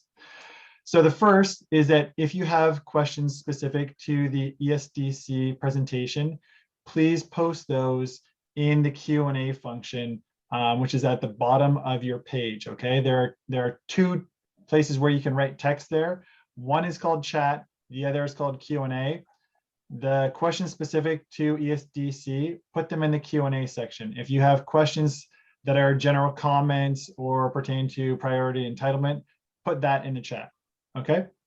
All right. And I just ask that you guys maintain courteous dialogue throughout, because we've got some very nice people here who are taking their time to be able to give us some fantastic information. Natasha. Alors, pour répéter, s'il vous plaît, c'est pas par manque de mémoire, c'est vraiment parce que la plateforme, vous pouvez vous joindre quand vous voulez selon la présentation qui est présentée. Ça, c'est à votre guise. Donc, juste pour récapituler, c'est la présentation. Si vous avez des questions, c'est dans le Q&A et le groupe responsable va vous répondre en live pour qu'est-ce qu'ils peuvent. Tout est enregistré, donc pouvoir partager plus tard à une date ultérieure. Et pour qu'est-ce qui appartient au public service, just go in the chat. Et nous avons une équipe qui est là pour vous répondre. Alors, prochaine présentation, M. Jean-Luc Plante et son équipe.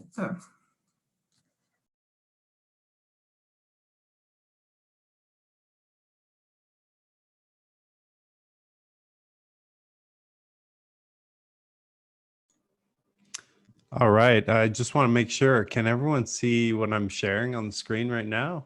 This is probably a good question to ask. Yep, you're good to go. All right, good. All right, cool. Excellent. Thank you very much. So I'll just quickly present myself. Jean-Luc Plante. I'm with Employment Social Development Canada. Jean-Luc Plante at Emploi et Développement Social Canada. I'm here with my colleague Chantal, who is also from ESDC, a wonderful organization. And yeah, I'll just run through the presentation, then we'll have a period of question and answers. And I really want that to be the focal point of our interaction today. For those of us joining today, thank you for making the time to listen to us talk about how our employer is a good place to go in your post-CAF journey. So, Employment Social Development Canada. It's a huge department, but before we go into that, let me kind of talk to you about you, everyone, the audience members here. And I think this is something that when you're in the Canadian Forces and you're anticipating release, the way you're framing it often, and this is probably a mindset as well, and myself as well, I left the Canadian Forces in 2017. And I think this would have been helpful advice I had gotten as I was thinking of release, as I was releasing, and as I was finding employment in the post-release world after the CAF. It's not a success or fail exercise. It's a journey. Quand on sort des forces, c'est pas vraiment un succès ou une réussite ou un échec. Dans bien des cas, c'est vraiment une aventure. Ça évolue. It evolves. Everything we learn is progressively transitioning us towards civilian workforce, a civilian culture, a civilian way of thinking, but we also bring with us experience, technical baggage, and a lot of things that we can bring to a culture, to an organization, whether it's technical skill sets or experience, managerial experience, into that fold. And it's about figuring out where that goes. And I say it's not a success or failure because it's evolutionary.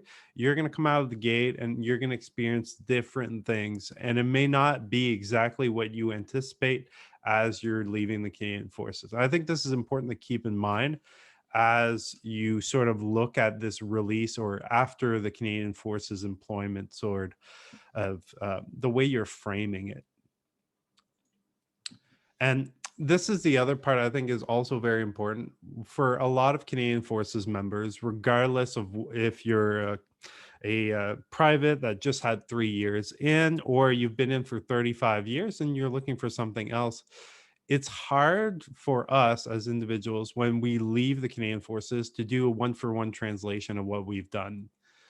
And this is a way of figuring out, and we put together sort of this slide, is how do we translate our Canadian Forces experience? And oftentimes there are some things that are very easy to translate. Managerial experience translates fairly well. Working in operational environments, whether or not you're processing sort of ops in a warfighting setting, or you're processing EI claims in another operation center, the process and the workflow are fairly similar. So it's easy for you to sort of probably make those linkages between what you've done to what you ought to want to do into the future. But granted, not everything is a one-for-one exchange. And at the end of the day, as you're applying and for different jobs in the federal government, quand vous postulez pour des postes à l'intérieur du gouvernement fédéral, spécialement à emploi à ISDC, there are a lot of different jobs that you can sort of translate your experience to, but it's not going to be a one-for-one translation. And I really want to stress that when you're going to speak to your experience, you're speaking to a civilian employee. Quand vous allez parler de vos expériences dans les forces canadiennes, vous allez parler souvent à un employé qui était un employé civil qui n'a jamais vraiment connu les forces canadiennes, someone that really never experienced it themselves. So it's about bringing your experience and translating to terms that speak to a hiring manager, to HR, de parler de façon que ça parle à les clients, le monde que vous essayez de trouver de l'emploi avec. You're going to try and translate your experience in the best way possible so they understand quickly, okay, this person was a manager previously, supervised employees, worked in a call center and operations desk. There's a lot of different ways of spinning it as well. And at the end of the day, a lot of the core experiences you had in the Canadian Forces can be translated, and it's about figuring out how to verbalize that. But here's the part that is really important, and also this is where we're going to sort of pitch our department as well. In EFCC, we're a huge, massive department. We have a lot of programs, and we have a lot of places where Canadian Forces members can translate their experiences and competencies. For one, there are a lot of different projects. Il y a beaucoup de gestion de projets à l'intérieur du ministère que le monde des Forces canadiennes peut prendre leurs expériences antérieures puis d'appliquer ça d'une façon directement dans qu'est-ce qui se passe au ministère. And also the application of legislation. Believe it or not, you've applied legislation in some capacity or another while in the Canadian Armed Forces. The National Defense Act is a huge piece of legislation. And it's really helpful if you can look at, okay, I've applied legislation, whether or not I saw it directly, you have done it in the past. And it's about translating that experience to something that speaks to the public service hiring manager or HR in general. If you've applied these are sort of things that you sort of can understand. And it's like, okay, I've applied rules and policies to decisions I've made in the past, or I've applied the way I frame problems or solutions in that space. And that's how you can leverage this experience and what you've already done to sort of leverage that in a role that is similar to what you have previously done. And again, the last one, managing personal and financial resources. Depending on where you find yourself in the Canadian Forces, that may or may not be an experience criteria you found yourself getting. And for the most part, there is a direct one-to-one translation into the public service. You're managing amazing human beings, especially at ESDC. We're surrounded by amazing human beings here. You've managed amazing human beings in the Canadian Armed Forces. You can leverage that experience here. Different context, though, but amazing human beings all around. But here's the part where we're going to sort of pitch. This is what we need everyone to sort of do after this meeting. If you haven't already done so, go on jobs.gc.ca. Si vous ne l'avez pas déjà fait, allez sur emploi.gc.ca, puis rentrez votre numéro de service de même que vous avez accès au poste interne. And if you go to jobs.gc.ca, you're going to be using your service number to access internal postings. That helps. Myself, I got in through an internal process using mobility rights previously, and that's how I was able to get into the public service. And this is really helpful for a lot of Canadian Armed Forces members or veterans that have released and are eligible to sort of leverage what's available to you in terms of helping you out there. Another thing that I'm going to tell you to do is when you go on your jobs.gc.ca account, make sure to self-declare as a person with a disability if you are a person with a disability. ESDC, we are a huge department and we're trying to represent better the Canadian society that we serve. That being said, if you have a disability award from VAC, I don't think it would be that far-fetched to say that you could probably self-declare as a person with a disability. And the other thing to add to that is us as a department, we're trying to increase the representation of persons with disabilities. So it's pretty important, I think, if you were to self-declare as a person with disability on your account and in processes as well.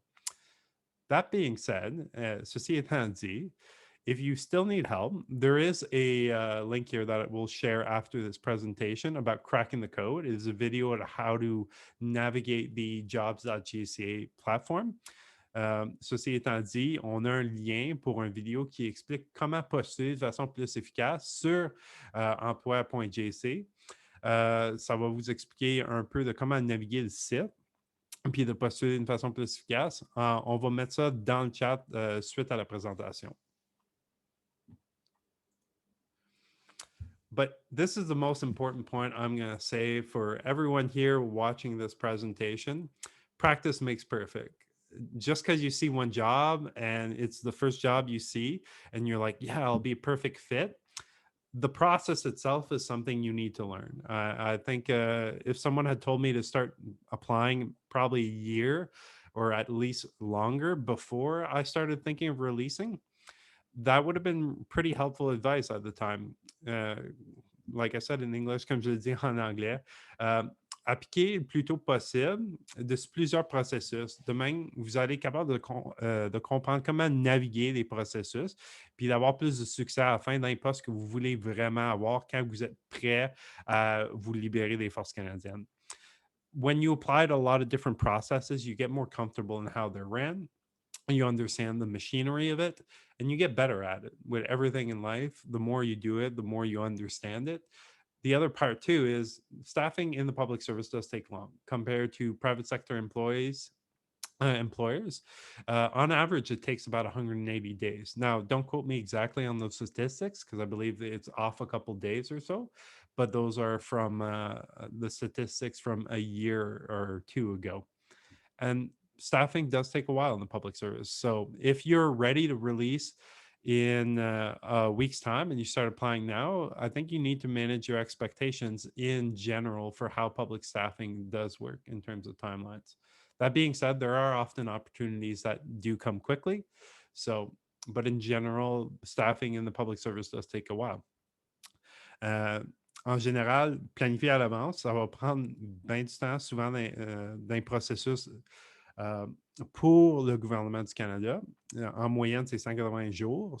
Puis, ce n'est pas un chiffre exact, là, mais c'est vraiment de quoi que plus ou moins le chiffre exact pour l'instant. puis le plus que vous postulez, le plus que vous apprenez le processus, le plus vous allez mieux à réussir dans certains processus. And most importantly of all, this is something I think that a lot of us, when we leave the Canadian Forces, every year you're writing a brag sheet for your PERs or whatnot. Take that into consideration, what you've done to write up your brag sheets for your PERs each year. Take that process and what you learned in that and sort of selling yourself, but do it in a smaller format. And instead of scaling it for 1 year, do it for your whole career, which is arguably a little harder. And then take that and try and translate it into civilian speak. Try and write your resume in a chronological fashion with experience that is both relevant to the position you are applying and also speaks to who you are as an individual, to sort of sell yourself as someone that could join any organization, be of value to them. And finally, having a resume that is short, clear, and simple is ideal, where it can convey that you are an employee of good quality and would bring great value to the organization in the shortest amount of time as possible. Granted, some of us have longer careers than others, so your resumes may be in different lengths. But in general, this sort of applies to how it's harder because we don't, in the Canadian Forces, we don't write resumes. I encourage everyone to start looking at either assistance in writing resumes or in just writing one out. You got to start somewhere. Et en français, commencez à personnaliser votre CV. Faites ça de façon chronologique, mettant vraiment en emphase qui vous êtes comme une personne, puis qu'est-ce que vous allez contribuer au poste que vous allez postuler de façon directe, de façon que c'est expliqué en langage qu'un employé civil pourrait comprendre assez vite, de façon que tout, c'est court, clair et simple.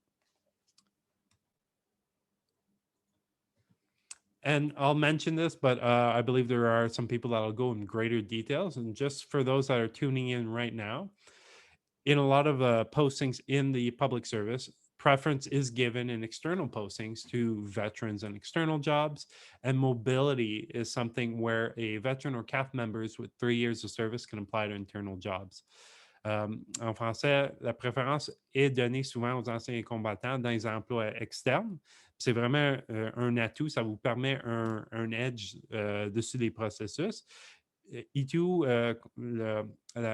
la provision de mobilité. Les anciens combattants, les membres des forces, avec 3 ans de service, on peut postuler à des processus d'emploi internes. C'est même moi, j'ai rentré dans le gouvernement personnellement. C'est vraiment de quoi je recommanderais bien du monde à regarder, pas juste les postes externes, mais les postes internes si vous êtes éligible. Now, this is where I'm going to sell the wonderful department of ESDC. Personally, I think it's an amazing department because I am here and I made that decision already.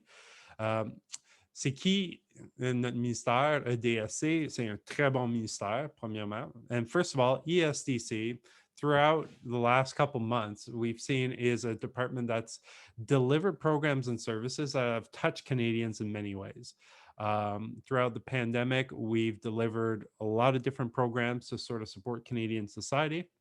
We do employment insurance, labor standards, workers' compensation, workplace, and many other programs. In a lot of ways, we take care of Canadians from birth till death. It is one of these amazing departments. We're huge as well. We're located all across Canada.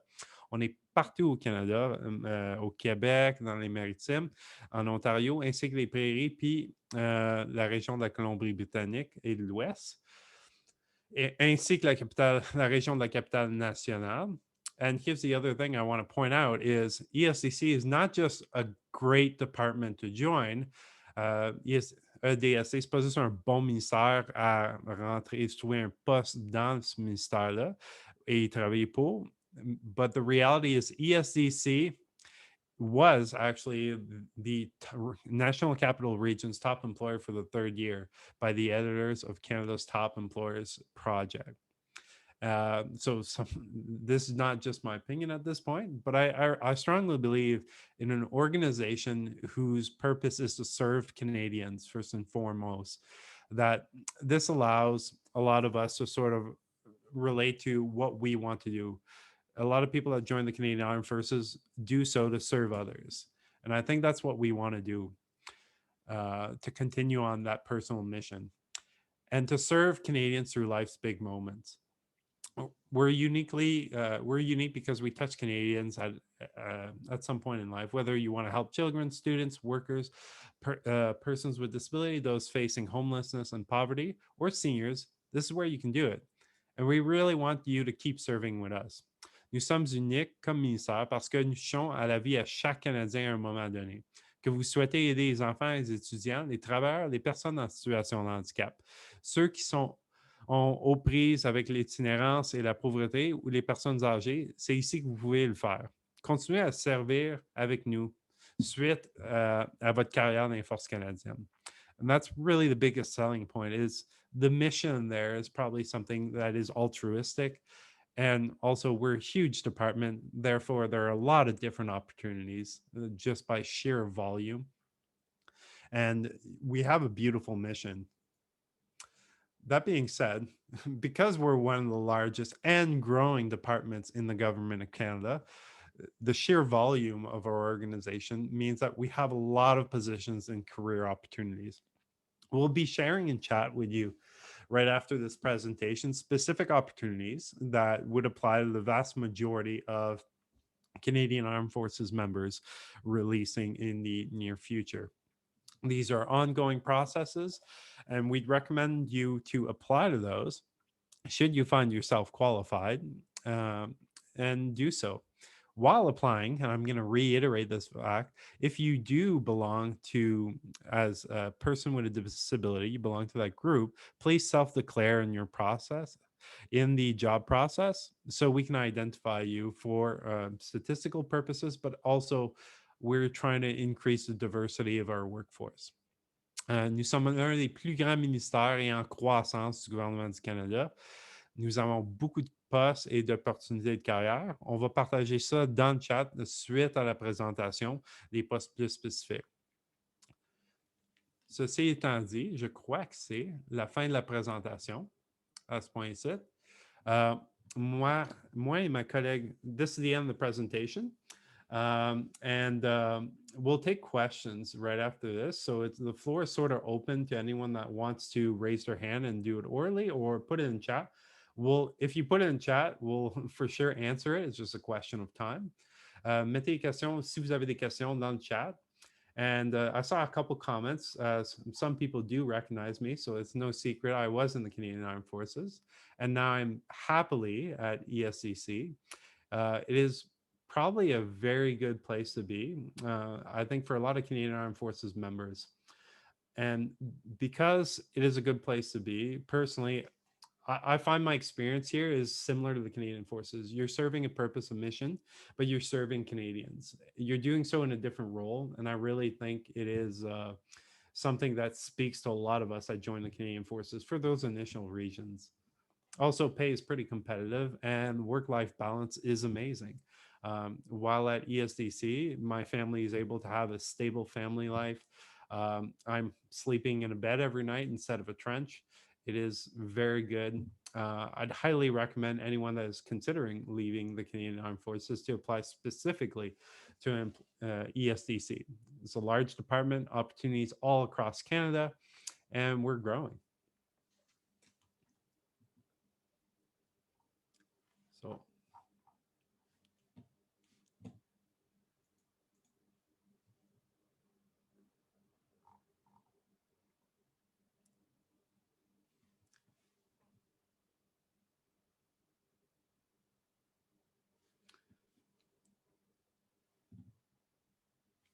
If anyone has any questions they'd like to ask orally, please do so by raising your hand. Oh, okay. All right. Chris. Yeah, I'm going to ask a really stupid question right off the bat, but I'm brand new to all of this. Is PTSD considered a disability? 100%. Like the definition of Canadians with a disability or a disability in general got actually increased in the last 2 years. And so, Chris, the short answer, yes. Awesome. Thank you very much. Yeah, absolutely.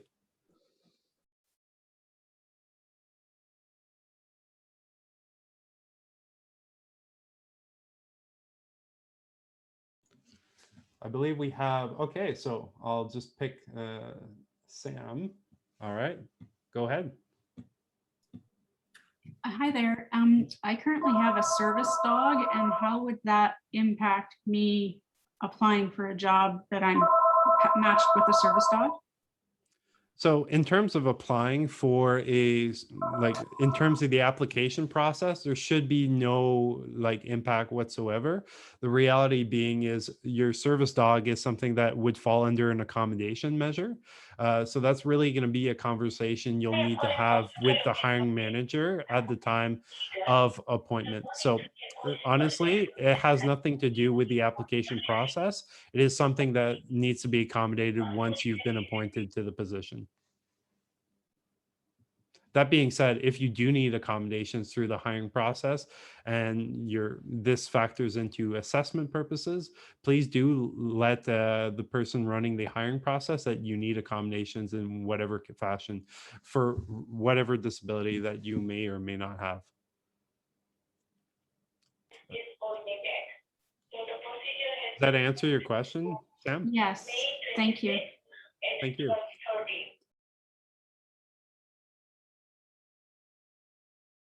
All right, Tim. Hi, I just trying to understand all of this correctly, having gone through a couple of these now. There's the public service, there's CRA, and then there's you guys. Is there one group application to all? Do you all belong to the same club, so to speak, or is there specifically, like you said, applied to specifically to your department? If I'm working in the public affairs or the public service, sorry, I apologize, public service website and have an account with them, does that cover you guys, or should I be doing something specific towards you guys? Because you sound, I like your sales pitch, okay? Yeah, no, and I'll tell you exactly. So most federal departments, we utilize the platform jobs.gc.ca. So you'll see different departments utilizing this platform from the jobs.gc.ca. I believe CBSA uses it, and we use it as well. There are a lot of other departments. So you'll see a lot of different jobs from different departments on that platform.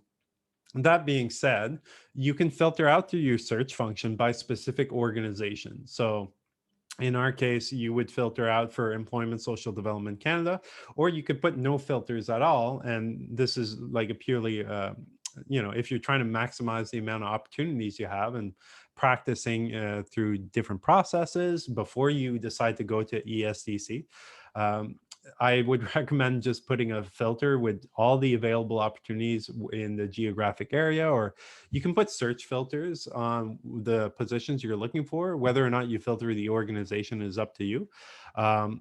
Personally, I would put no filters on organizations just to maximize the amount of opportunities that I would see coming my way. But if you're really interested by ESDC, we're one of the largest departments. So I think it's just a question of time you'll see us on there. We do have a lot of positions. Typically, we have a lot of volume in terms of staffing.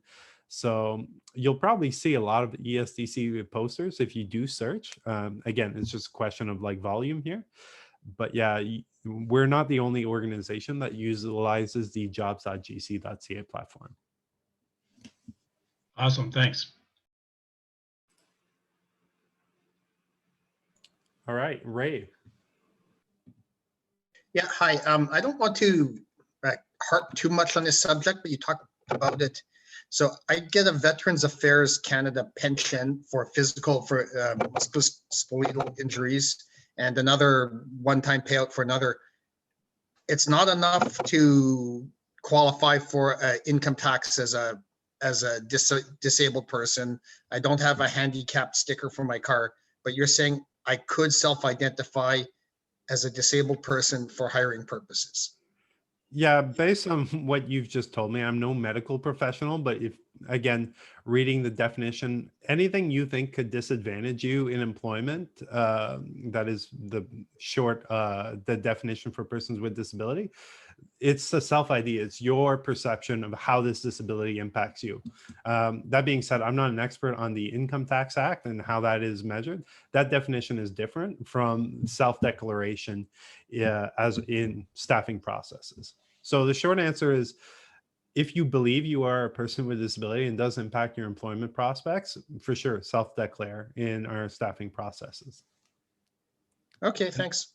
Yeah, and at the end of the day, these are injuries you got during service. Like, you know, the least you could do is utilize this to your advantage. Okay, thank you.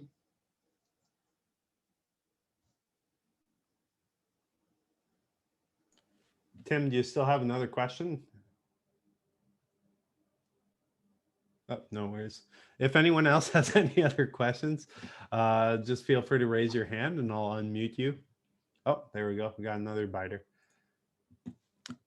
All right, go ahead, Jay Long. Hi, excuse me. So are there any SDC opportunities in the Kingston area? And I'm going to be retiring in April next year. Should I begin applying now? So to answer the second part of your question, start applying now. The sooner you can start applying, you're going to learn the process. Whether or not you're successful in the short term, you can leverage that to gain success in the long term. It takes a while. Personally, myself, took a while, at least probably a dozen processes before I finally figured it out and how to apply successfully or how to sell myself. My advice to you is apply now. Now, in terms of opportunities specific to the Kingston area, we have opportunities that are kind of available all across Canada. We're going to post a couple links specifically. That being said, if you want to even drill down deeper, you can go on the jobs.gc.ca platform and search with Kingston as a filter. Thank you. Yeah, no problem.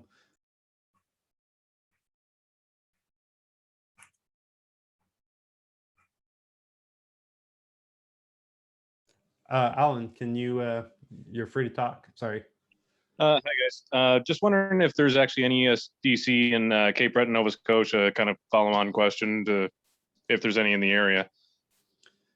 My colleague Chantal will get back to you just because that's a very specific question for Cape Breton. But any other questions, Alan? Sorry, that was just my curiosity if you guys were in the area because I'm planning to move back there. I'm in Edmonton currently, but I'll be moving back there at the end of 2023. Fair enough. And because it's 2023, it's a while away, I'd recommend you start applying now to understand staffing processes like fully. And that's just my own advice, even if you're not going to be in Cape Breton right now. Thank you.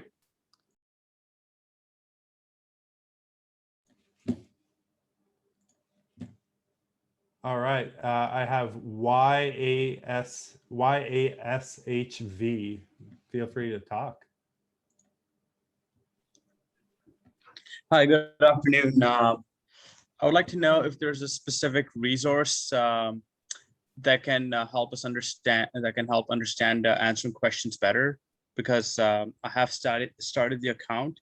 However, the questions, they require detail, but at the same time, like I haven't had positive feedback with the details that are provided in my answers for the applications. Yeah, I'll ask. We'll send an email that you can reach us afterwards, and we'll be more than happy to put you in contact with resources that can support you in that way or answer specific questions on that. We'll have an email that you can contact me and Chantal after the conversation. I believe this warrants a longer discussion. Okay, thank you. All right, sounds good.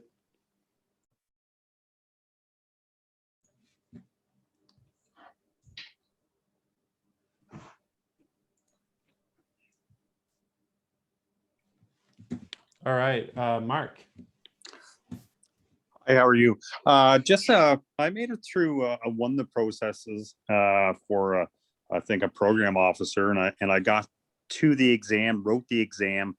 I done well on the exam. The feedback that it got back to me, they said, "Okay, you did well for the exam, but we use a top-down process for the hiring process." So I guess that means I didn't score. I guess they took the highest scores, I guess, for the hiring process, I suppose.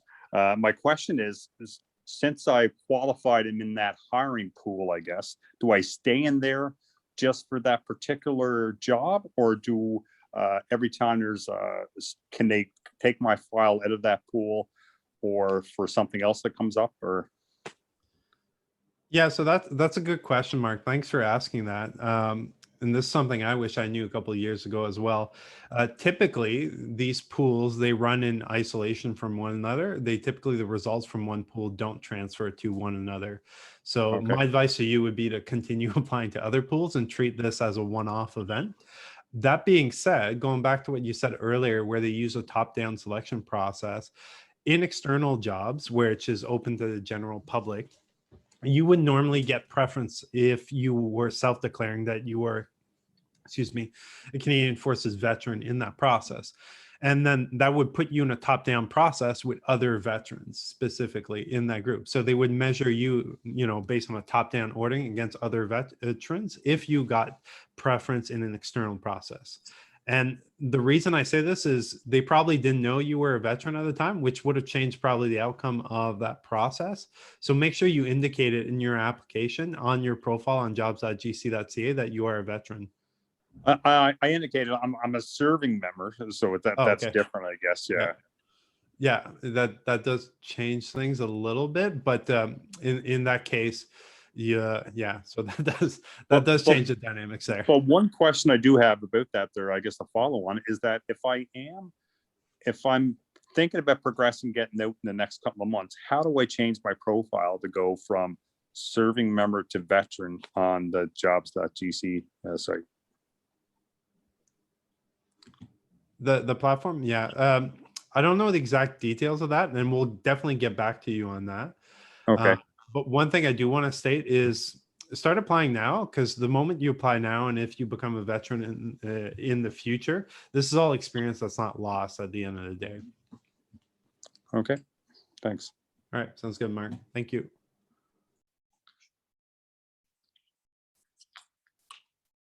All right, MD.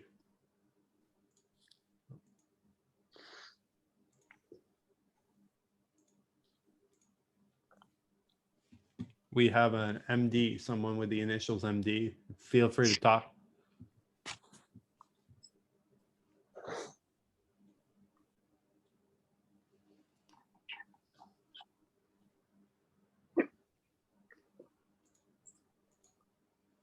Hi. Hi there. Okay, so I have a question, like, is there any time limit that somebody retires from the military, like 3 years or 5 years? Within that time, if they don't get a job in the public service, their status as being a military personnel to apply for PSC is being gone, or something like that? For that specific question with regards to priority, could you post it in chat? We have a couple of people answering those types of questions right now, if that'd be okay. Okay, sounds good. Thank you. Thank you. All right, Yaz, feel free to talk. Yes, hi, Jean-Luc. I don't know if this question is for you or for the chat, but pension-wise, I'm 5 years away from being pensionable with a CAF. If joining the ESDC,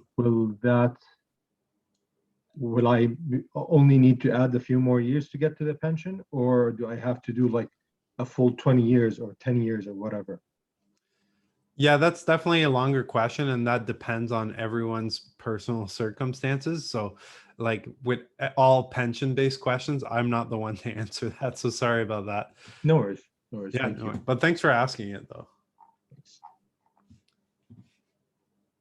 If anyone else has any questions, oh, there we go. Jay Long. Hi, I thought I'd tap you again. You seem to know a lot about the jobs.gc.ca. I've been on a couple of times, but not in depth because I'm still a year out from retirement. But you had mentioned about people who are considered, when you're retired, you're now a veteran, but people who are still in the military who have served in Afghanistan, whatever, are tagged as veterans. Does the Canada or jobs.gc.ca differentiate between the two, like when I apply? So I'm going to tell you right now that the definition of a veteran is going to be based on the National Defense Act. So we got some better people in the chat that will be able to answer that, specifically the people from VAC. I'm just going to let them answer that question if that's okay. Okay, thanks very much. Hey, no problem. Thanks for asking. All right, we got Angela Taylor. Feel free to chat. Thank you. I'm wondering, what are some of the departments that fall under the ESDC umbrella?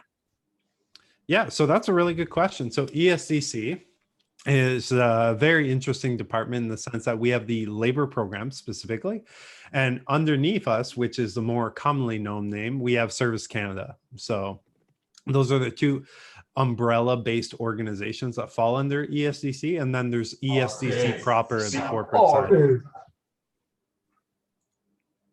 Does that answer your question? It does. Thank you. All right. Thank you.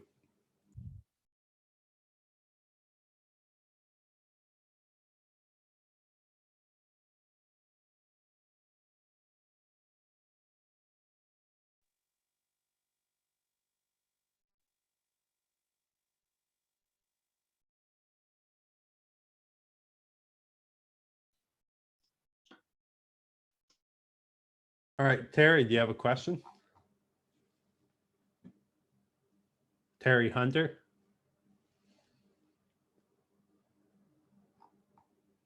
Okay, can you hear me? Yeah, I can hear you now, loud and clear. Okay, thank you. Yeah, I was just wondering, I've been a training development officer for like 33 years, or involved in designing, evaluation, conducting a training. But doing searches on the GC sites, you don't usually, I haven't seen anything on, them looking for training development officers, learning development. So I was just curious, like there's no jobs available. Are there any locations or emails you can just send your resume to for any consideration for something that may come up like that? Yeah, we could use our, so I'm going to answer the first part of your question. So training development officer, this took me a little while to figure this out, but the sort of civilian equivalent actually in the public service are typically what we would call as a PE, so HR people. They typically find themselves in the learning environment doing curriculum development. That might be a closer parallel to what you're looking for. So it's a question of probably looking for that type of role. So HR advisors or that sort of work in curriculum and learning development, because that's a specialty of the HR branch in the public service that would probably be the closest related to a training development officer. And then the second part, we'll share our generic email that you can definitely share your resume with us after the fact. But I definitely recommend you start looking for specific like HR positions in government that focus on learning and training and curriculum development. That is definitely especially that I can see some parallels between what you do as a training development officer and what the public service needs. Okay, so the search term I would be looking for is something like curriculum development. Well, I'll probably just use the word learning. That's typically the word I've seen a lot, but you could also filter out, and they're not necessarily limited to specific groups. So PEs, but sometimes ASs, those are different categories, PEs being HR and ASs being administrative. I would look at the word learning. I think that's a more common terminology that's being used, and they'll probably give you better results. Okay, thank you very much. No problem, Terry. Do we have any other questions here? We got Alan. Any questions, Alan? Hey again, just curious to a university course, like, because I'm planning on using VRPSM once I actually release. And I was wondering, like, something that I can equate to ESDC, where, well, I'm looking at business administration with my focus on management. Would that be something applicable to your organization? It can be applicable, and because we're a large organization and we have a lot of different roles, the short answer is yes, it can be applicable. But by and large, I recommend looking at existing postings and seeing what sort of requirements are being put on in terms of volume. In general, that would be fine depending on what roles need specific university degrees, but a lot of our positions, because it's a sheer volume, don't necessarily require university degrees in themselves, just a sheer volume of call center based sort of jobs that we have. And the other thing too is it's largely going to be predicated on experience. So while you're at a university, depending on what you're doing, you probably want to look into co-op placements, which will help give you experience that might also complement your education. That's the long short of it, is you're going to have to always pair it with experience. Thank you. Yeah, no problem, Alan. Do we have any other questions?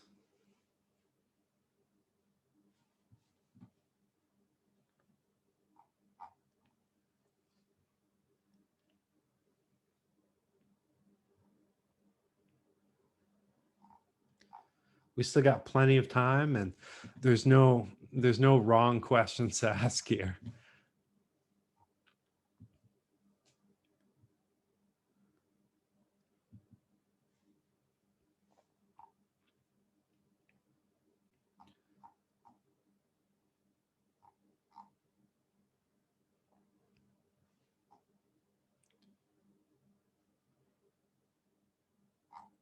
All right, we got some more questions coming in.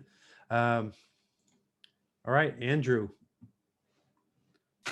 Hi, just a pretty generic question here, but I'm just curious, with your transition from forces into the public service, time frame wise, like how long did you feel like you had a good grip on the adjustment before you were really comfortable? Because I know, at least my experience in the military, was as soon as I got comfortable, I got posted. So I'm just kind of curious, like until like at what point would you say you kind of got your feet underneath you? I'll be completely honest with you, 2 years. Took me 2 years to fully get comfortable with the public service. I was fortunate that I had really supportive managers throughout, and again, very patient, helped me get acclimatized to the culture of doing things in the public service. But it really did take 2 years from, and it's a progressive thing. You don't really see it happening before your eyes. It takes a while to sort of de-indoctrinate yourself in a lot of ways. So the ways of doing things in the Canadian Forces, not a lot of what you learn in the Canadian Forces is really good. It's just you're also coming into a different culture and you're learning that on top of what you know. Okay, thank you. Yeah, no problem.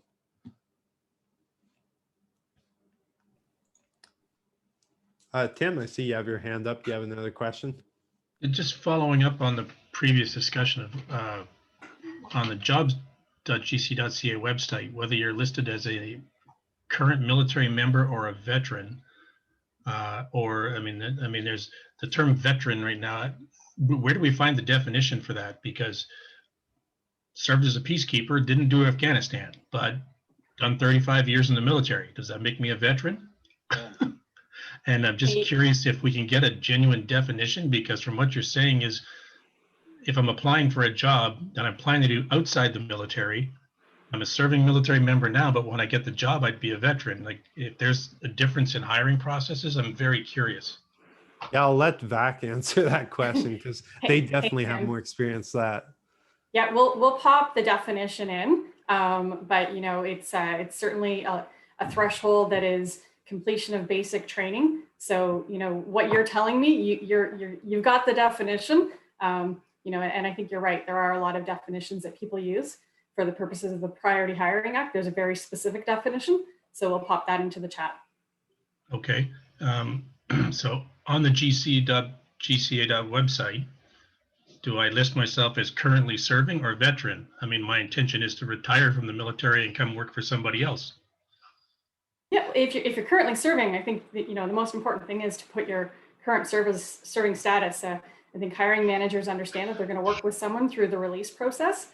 They see that all the time. It is not infrequent for them to understand and recognize that, you know, the member is about to go through the release process. They know that 30-day limitation, or they certainly are being sensitized to that 30-day limitation. And for some individuals, it's beyond. So, you know, every case absolutely individual and unique. And, you know, something you said earlier about, you know, applying to jobs and, you know, ESDC today and other opportunities, you know, really these organizations are giving their pitches for what their opportunities are. There are over 70 federal departments across the government of Canada and quite a number of other agencies So, you know, these folks, the 8 presenters, they're the first kick at the cat here, so to speak, to give you their marketing pitches.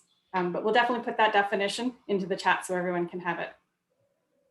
Okay, thanks. Thanks, Tim. All right, Catherine.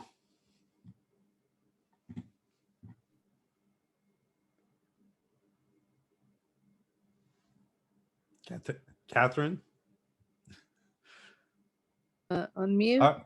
There you go. It works. Okay. I just wanted to find out, I haven't done any research into any of this. I'm just new into the process of all of it. But I was wondering if your department hires nurses in any aspect.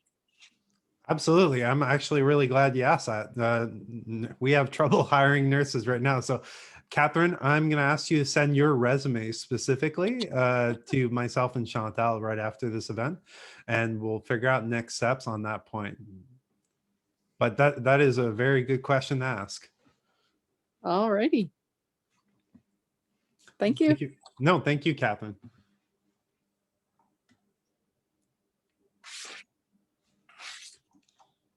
Okay, am I unmuted now? I lowered my hand. No, I'll mute I'm you still if you there. want. McLeo. There you go. Unmuted. There we go. My question is it's one of those veteran slash still serving things. This is where I'm in a little bit of a predicament because I was trying to apply to do a human services diploma because I want to work with community support and things like that. And I think that's up where you guys are in your department. But the problem is trying to get that diploma through VAC, but I'm considered a serving member. I released from the regular force, but I work with the cadet program and only help one night a week. And sometimes I'll run as a chief in the summer. So my question is it's like a super circle with no end, and I'm not really getting anywhere. Is there any advice that you guys could give? Yeah, and this sounds like a question of defining if you're a vet or a serving member. That's really a question I think VAC is going to be best placed for it. And really, I'm not in a position to answer that, or you could use my opinion as like making decisions. So I'm going to redirect you to VAC on that one specifically. Hey, McLeo, I'm not sure what your real name is there, but I'm guessing that what you're trying to do is access the ETB, the education training benefit, in order to get that training. So I'd suggest like continue to reach out to those people. I'm curious, are you on the supplementary reserve or? No, what I'm classified is a class A, and I was denied. But in order, that means I'd have to completely release because I still want to work with the kids. Yeah, gotcha. Okay. Yeah, this is definitely something that you should be following up with probably like career transition services or education training benefit offline outside of this forum. Okay. Okay. Cool. Thank you. Yeah. All right. Kim, if you have any questions, the line's yours. Yeah, right now I'm working full-time still, and I've got an AR medical going through right now. So I don't know if when my release date would be, but I also asked for pre-retention to end in 2024. But I don't know if I'm going to get it till it's done. So I could be out middle of next year or in 2024. Should I still apply? I personally, yes. If I was in your shoes, I'd start applying now. The reality is there's probably a lot more to that decision-making process, whether or not you accept an offer, if it's meant at the end of the process. My advice to you is start applying now so you get comfortable with the process and start learning how to better market yourself and get better at it. Once you do reach to the point where you're outside of the Canadian Forces and looking for post-Canadian Forces employment. That being said, there's a lot to what you said in your question. I think that's going to involve personal decision making, that there's a lot of other sort of factors at play here that probably will change how you make that decision moving forward. But long and short of it, start applying. Yeah. I just had something come into my head, but it just sort of like bink out. If I remember it, I'll put up my hand again. Thank you. Yeah, feel free to put it in chat too. Thank you. Yeah, no problem. All right. Whiskey Lima, WL.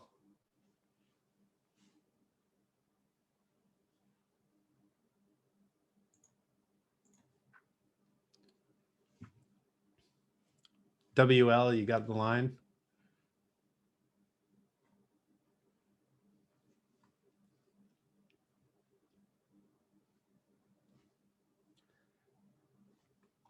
Well, if it's okay with you, I'll pass to the next speaker. Oh, it won't let me unmute. Well, you can always post the question in chat. Or maybe I can unmute you. Nope, I can't.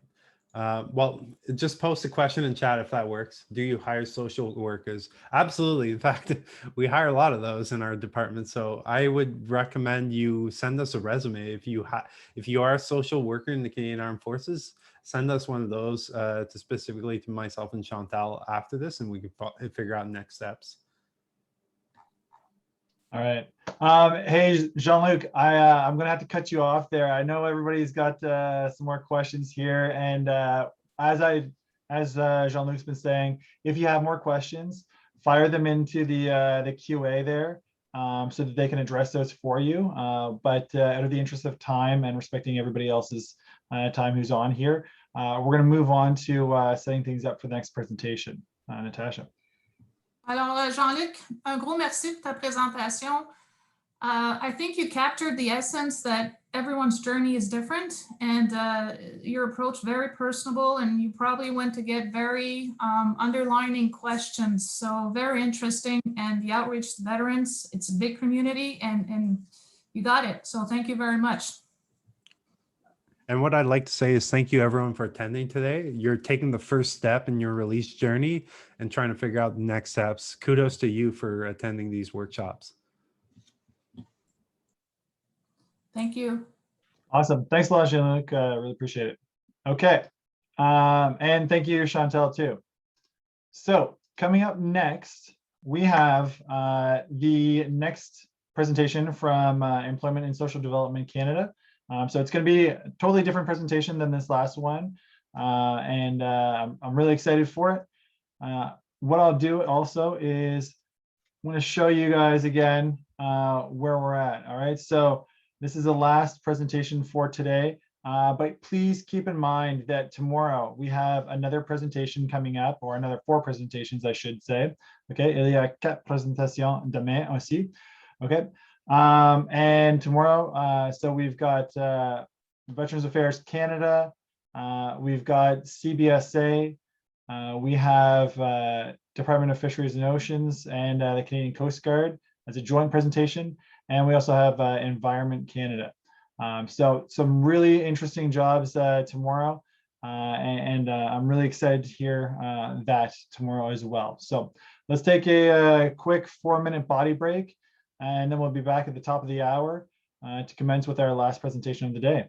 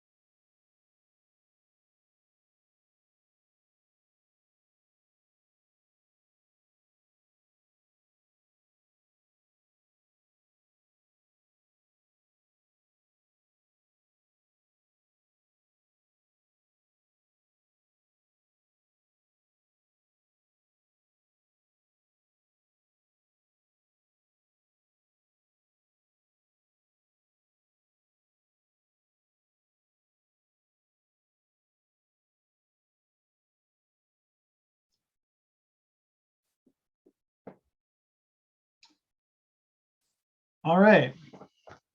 So we're just coming up on the last presentation of the day. And for those of you who are just joining us, if you haven't been on earlier, I'm just going to cover off on a few ground rules for the presentation. So there's two places where you can write questions for the question and answer period. You can start writing them whenever you want, to be honest. But the place where you're supposed to write your questions specifically for ESDC is in the Q&A section, okay? So questions specific to ESDC go in the Q&A. If you have questions that are of a general nature or general comments, please put those in the chat area, all right? So thank you so much. Right now, I'd like to introduce Mehdi from ESDC. Over to you, Mehdi. Hello, good afternoon, everybody. Thank you so much for attending Employment and Social Development Canada presentation. This one is more specific to Transformation Management Branch. I'm just trying to see if Carrie is able to connect. Yeah. Fantastic, we have it here. So I'm gonna let Carrie take the lead. I'm gonna monitor the Q&As. And if there is any specific questions in French as well, I'll be answering them. Thank you. All right. Thanks very much, Mehdi. Hi, everyone. I don't know if going at the very last one of the day is a good thing or a bad thing. I'll either clear up some confusion or maybe cause some more, but really appreciate the opportunity to come and talk to everyone today. Yes, you've heard a presentation about Employment and Social Development Canada. And I know the landscape in the public service is large and confusing, and I've been listening to some of the questions. And now I'm going to do a second presentation, but this is on one part of Employment and Social Development Canada, specifically on our Transformation Management Branch. And really looked forward to the opportunity to talk today because of the work that we have been doing in our branch, specifically with the Canadian Armed Forces. We've piloted some opportunities to streamline the hiring process based on some of the needs that we have. And I'll talk a little bit about that this afternoon and hopefully answer some of your questions as well. I was also listening to the person who said, do you hire social workers? And it hit near and dear to my heart because I'm a social worker by trade and training. And I can tell you it's the skills I use most every day. So yes, absolutely we do. We hire all kinds of people. And so that's what we're going to talk about today. And Mehdi, I don't know if our presentation is up and we can get started. Yeah. All right, so I'll just do a bit of an introduction and Mehdi will be monitoring the chats, and I believe Jeremy from my team is here as well. So I am the Executive Director responsible for Transformation Resource Management here in ESDC. You've heard what ESDC is all about, and if you go to slide 2, Mehdi, you know that we have a massive social network agenda. We provide the social safety net to Canadians when they need it most, whether it be through employment insurance, Canada Pension Plan, old age security, and a variety of other programs. Certainly no more prevalent than recently when COVID struck and how our department was affected. So some of those programs have been around for seemingly forever. And so we have a major transformation agenda, just going back one slide, Mehdi, please.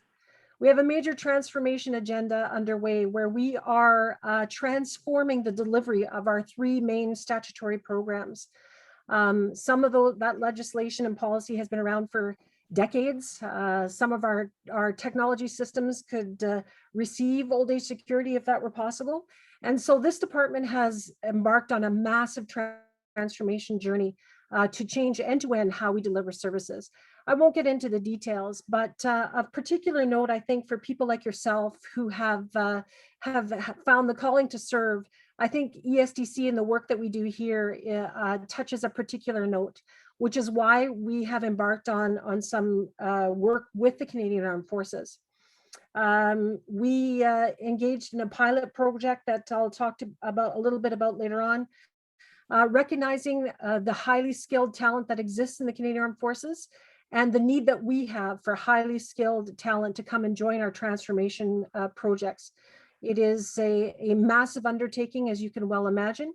We at ESDC, as you heard, we touch every Canadian from cradle to grave, as you were. And so transforming those programs is a massive undertaking. We recognize the priority of the Canadian government to assist active and retired members to transition to life outside of the Canadian Armed Forces, and felt that this would be a good connection, a good match for us both. So in our transformation journey, go to the next slide, Mehdi. We have some major projects. I'll touch on them because you're going to hear me refer to them, but truly I won't go into a lot of detail. Hard to understand sometimes when you're in ESDC, let alone outside of. But in recognition of the massive amount of transformation that we are doing, a new branch was formed this past year called Transformation Management Branch. We are under the direction of the first Chief Transformation Officer for the Government of Canada in ESDC, who leads this transformation journey. Our branch right now is approximately 500 employees and growing every day. It includes projects, programs, and enabling services that we need to make a branch run. You've got some of the areas listed here. Our benefit delivery modernization program, just to give you a sense of what that is the granddaddy program that will transform EI, Canada Pension Plan, and old age security. It is a 7 to 10 year program. It is the largest, most complex transformation program ever undertaken in North America in the public service. And as such, we are bringing in expertise from all over the world to help us guide this transformation. It is the biggest area where we need support or where we need resources. We are approximately just over 300 in that program right now. And by the end of this year, we will be at 500 and growing thereafter. Major projects execution is our kind of continuous improvement projects that are looking at old age security, which is just completed, Canada Pension Plan, a couple of enhancements there. So we have some projects underway in that area as well that we look to staff resources, and actually have staffed a number of Canadian Armed Forces people in that particular area. And then the other is our transformation management and organizational readiness. As it is in the CAF, we love our acronyms. So TMOR is our other area, which looks to support transformation writ large through change management, communications, and the like. So what does all that mean? Who cares, Carrie? What it means is we have a large requirement for resources to come and work on our projects and programs. We took a look at some of the greater areas that we have need for, and you'll see this list here. Some of it probably makes perfect sense, administrative assistants, project managers. Some of it perhaps doesn't. What's a CURM specialist? What's a cloud technical management person? Data analysts, schedulers. The point of this slide is to show you that we are hiring and we need a variety of people to come and join us and take up the transformation challenge here at ESDC. We'll go into some more detail in things that might make more sense in the coming slides. But part of the reason I wanted to bring this forward also is in our work with the CAF, we are out there actively recruiting all the time. Mehdi and his team is the head of our recruitment outreach. And we would get a lot of interest from people through word of mouth or what have you, who would send us their CVs or indicate their interest. And we found that there was almost a translation issue. It's, you work in the CAF and you guys have your own lexicon and your own way of speaking, your own language, if you will. We too in ESDC have our own language and our own definition, our own lexicon. And so we really wanted to come up with a way to bridge that connection. And that was part of what our pilot project was all about. And some of you may have participated in that pilot project that we did, where we did some direct marketing to people who were looking to release and came up with a way, a kind of a plain language and a streamlined ease of a use, excuse me, method to indicate your interest and apply for positions in transformation. So what I wanted to spend a little bit of time with you on is to kind of show you some examples of that, because as you are considering what to do next and you want to join the public service, but it's this massive machine that makes no sense to most people, we really spend a lot of time developing this plain language tool. So what we've done on the next couple slides is kind of demystified some of that.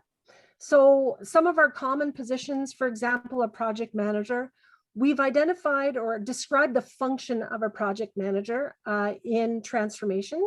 We've included some of those activities and then some of the skill sets that we look for. I overuse an example when I'm doing presentations to the CAF on using a signals operator.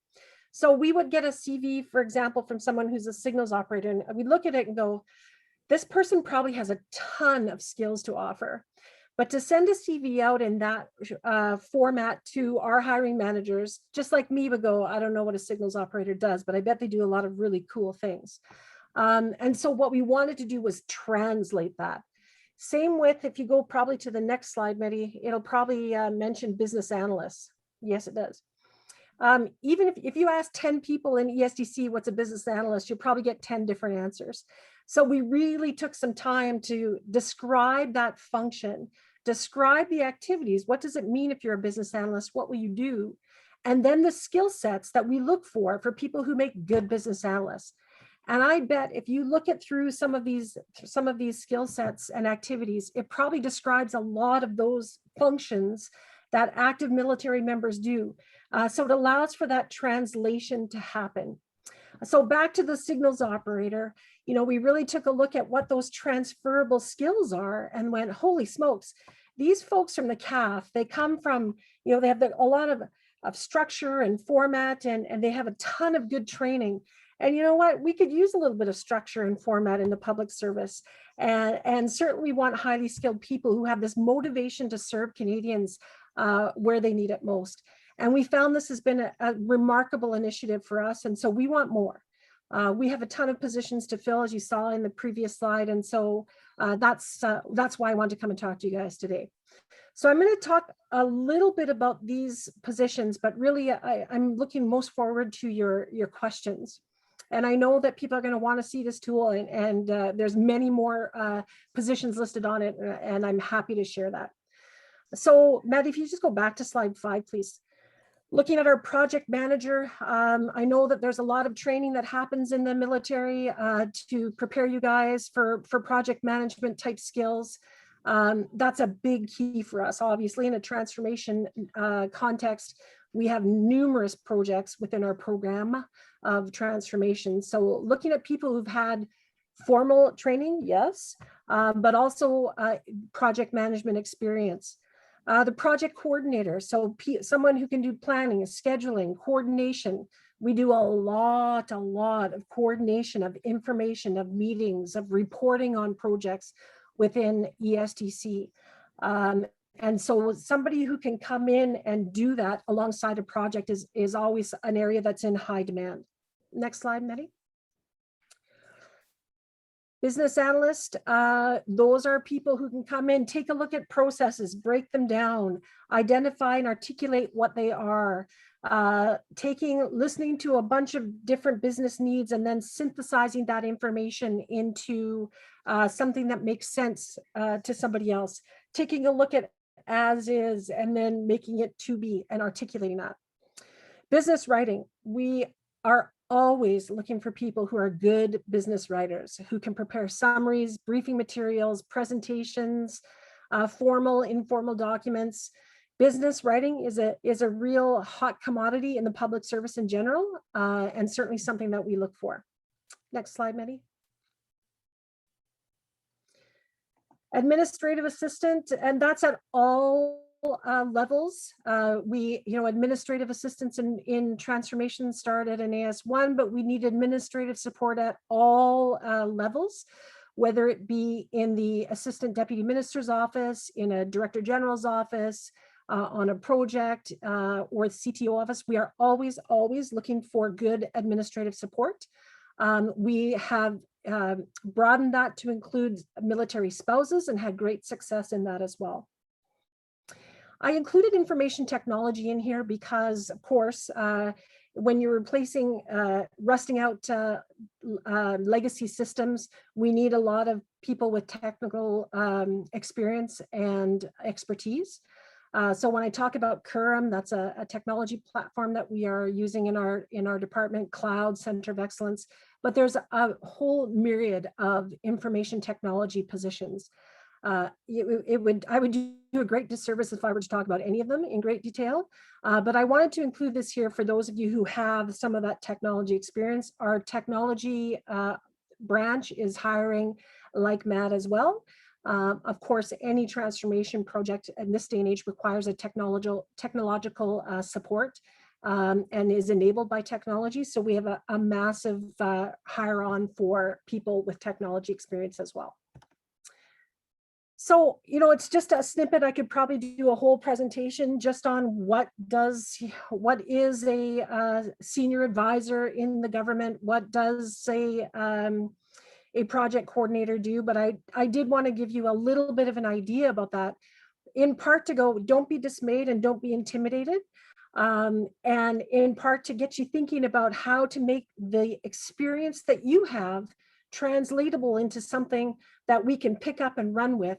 And that's part of what my team exists to help with. So next slide, Mehdi. Joining the public service, my goodness, I did not grow up in the public service. I am the wife of an RCMP, so I am familiar with the military type environment where you move around a lot. And I too, after several transfers and starting over, decided that I wanted to make a career in the federal public service. It's intimidating, yes. It has a terrible reputation, yes. Its reputation precedes itself, absolutely. But it is not impossible. It is a great place to work. There's no place I'd rather be, and it's doable. And with the supports like the presentation today, the back assistance, the assistance of the CAF as well, and with things like the pilot project that we've done that we're looking to take even wider, all things are possible. And I know that in the last presentation, there was talk about the public service jobs at jobs.gc.ca. Absolutely, that's the place to find postings, but not the only spot. And so we'll talk a little bit at the end about reaching out directly to us as our very dogged recruitment and outreach team would like you to do. Some common mistakes though that we see, whether it's through job postings or whether people contacting us, is that whole terminology, using specific terminology that really someone only in the CAF would understand or only in infantry would understand, as opposed to things that we can take and translate into something that our hiring managers can take a look at and go, yeah, that's what I want. That's something that our team can help you out with. Our team goes and meets with all of our hiring managers across transformation management branch, of which there's probably 60 or more. So when you meet with us, you're meeting with everybody. We gather those requirements. We take a look at what the capabilities and experience that hiring manager is looking for that position or those positions. And then we go and look at our database of candidates and we do a match. So we're getting very adept at doing that translation, but if there's one thing that I can suggest, it is using that plain language. A good way to do that is to take a look at the jobs on jobs.gc.ca. Take a look at the statement of merit criteria. They list the experience that they're looking for. Take a look at how those things are articulated on that website and think about that in your own experience and how you can articulate that on your own CV. You know, making it easy for a hiring manager is great because they go, hey, I'm looking for this and I see this, boom, the connection is made. Your CV doesn't get you the job, you get you the job. You just need the opportunity to have that conversation with that hiring manager. I would say, you know, even through our pilot project where we had a simplified application process, some of the errors or mistakes or barriers that we saw was saying see resume. Again, going back to making it as simple as possible for that hiring manager to make that connection is really important. I know that applying on jobs.gc.ca is an onerous task is an investment in your future and where you want to be. It's well worth the effort to get a really good profile and a really good application done. Is well worth it for sure. Some don'ts I included is don't be discouraged and don't be intimidated. It's absolutely possible. It took me a while. I had a 30-year career before I joined the federal public service. But once I figured out how to work within that machinery in order to get a position, it made it so much easier. The other I said is don't assume. Don't assume that your skills are not worthwhile. Don't assume that you have nothing to offer. Don't assume that the hiring manager can figure it out. Do your research, invest the time in you. It's so worth it. As for do's, I suggest set up a profile, check back often. I heard people say, well, I applied on a process and I got in a pool. Am I good? Yeah, you're good, but you're even better if you diversify your opportunities. If you see a position that you think you qualify for, apply. Some processes take a very long time. Some processes go very quickly. Don't assume that somebody gets your profile or gets your CV. Set it up, check it often, and apply on any of those that you think you have the qualifications for. Clearly articulate your skills and experience. And this is whether you're applying to us directly or you're going through the jobs.gc website. Really take the time to think about how your experience, you can state it in a way. And again, I strongly recommend taking a look at the way the postings are done on jobs.gc. That'll really give you some good insight into how hiring managers are what they're looking for. Focus on your transferable skills. I know it's easy once you've been in a job for a long time to think, well, I don't know anything outside of this area. Trust me, you do. And I'm going to show you some success stories that we've had in a few minutes. Make it easy. As I was saying, I get literally thousands of CVs and I take about probably 45 seconds. It's science, well known that a hiring manager spends about 45 seconds looking at a CV. When they have a stack of them. So make sure what you want me to see is in the top 1/3 of the page. Hit me with the best stuff right off the get-go. Make it easy for me to go, yeah, I want to speak to that person. And apply. Do it. It's worth it. We want people like you. On that note, if you're interested in being a part of transformation, we have a general delivery box that Mehdi and his team monitor and look for stars like yourself. He's asked you to include the hire a veteran followed by the position you're applying for. Here's the thing with us. We're looking for skills and capability. We get people say, well, what is the position? The good thing about coming to our area is it's a variety of positions. You heard me say in the benefit delivery modernization program alone, we're looking to increase by about 200 people by the end of the year. And that's for a variety of positions. So we want to know what your skills and experience are, and then we'll do the match where we think that that's a good fit within our branch. So the process that Mehdi's got outlined here is after we receive your CV, the recruitment outreach team will contact you. They'll have an informal discussion. It's really hard to know something about a person based on a piece of paper. That's a very contrived situation. So our team chooses to meet with everybody to have a 15-20-minute chat on what it is you're doing, what it is you're looking for, what kind of experience do you have, what kind of an opportunity are you looking to do in your second career.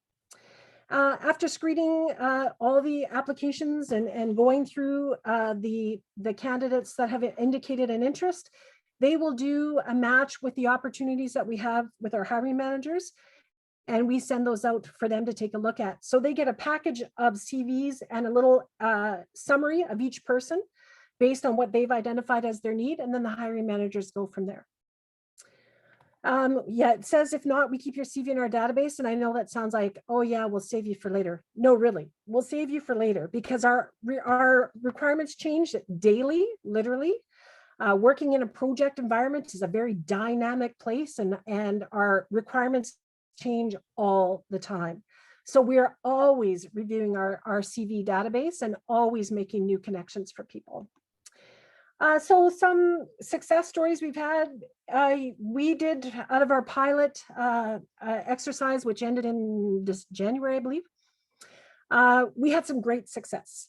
not just with the pilot, but through word of mouth as well. And so just to give you an example of things that can happen for you folks who are in the CAF or your spouses or what have you, we've hired some great people into some key positions who have now started their second career as, for example, leading the program management office in our biggest program that we have in the federal public service right now. Leading the business authority, project dossier portfolio, change management, providing resourcing support. I have several CAF members on my team helping me do HR, finance, procurement, and the like. Strategic business planning, governance and liaison. And you might go, what does that even mean? It means something, and it means that somebody from the CAF was able to transition smoothly and seamlessly into some key positions in our area. Now, our pilot and our interest focuses on transformation management branch, selfishly, I guess, but we've also shared some of our candidates across our department, including our Integrated Services Coordination Center and other change management and comms groups. We always have people contacting us to see if we have candidates. For example, our Deputy Minister's Office just contacted us and said, hey, can you guys help us fill some positions? So you just never know. With that, excuse me, I'll go to the next slide, Mehdi. I know that our colleagues talked to you about why join ESDC. 100%. ESDC is a fantastic place to work. I've been here for 15 years and I wouldn't go anywhere else at this time. Why? Well, all kinds of reasons. We do help Canadians every day. I can tell you that COVID hit our department extremely hard, and we rose to the occasion and really came through when Canadians needed us the most. And I can say that that opportunity doesn't come across very often in one's career. So it was something I'm extremely proud to have been a part of. We are absolutely unique. We talk about cradle to grave through all life stages and phases. When you're born and need a social insurance number, when you get your first job, when you lose your first job, when you go on maternity leave, or you're a seasonal worker, and then when you age and go into your golden years, Service Canada and ESDC is there. We believe that our diversity makes us stronger. We are absolutely all in creating diverse teams. Canada is a diverse place and Canadians are diverse, and in order to serve that population the best, so too must our workforce. So we love creating our great diverse teams. Ideas and perspectives. We are doing a lot of public service renewal with a lot of young people joining us who bring their new and fresh ideas, people from other areas of the government, people like yourselves who have had these great and varied careers, who have a different perspective. Those are the things we want in our innovation and transformation space. We were selected or continuously selected as one of the best employers in the NCR, and we're very proud of that. We do love what we do. It is a noble cause, and we're very proud to be a part of it. Finding your path, we are the 4th largest department. We are everywhere. If you join and you in one particular area, there's a great career path across ESDC for you to find your way. And we have various types of jobs on the next slide, Mehdi. And as I said, plenty of opportunity to learn, develop, and move. So with that, I'll stop blah-blahing because I'm sure there's some questions. I know it's confusing. I hope that this provided a little bit of inspiration and maybe some ideas around specific areas in ESDC, one in particular, transformation, that you would be interested in, but we're happy to answer your questions.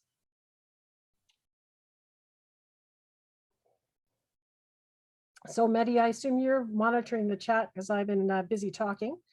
Yeah, so I'll be monitoring the chat and answering questions. And if somebody want to ask live, just raise your hand and we'll unmute you and give you the chance to ask a question.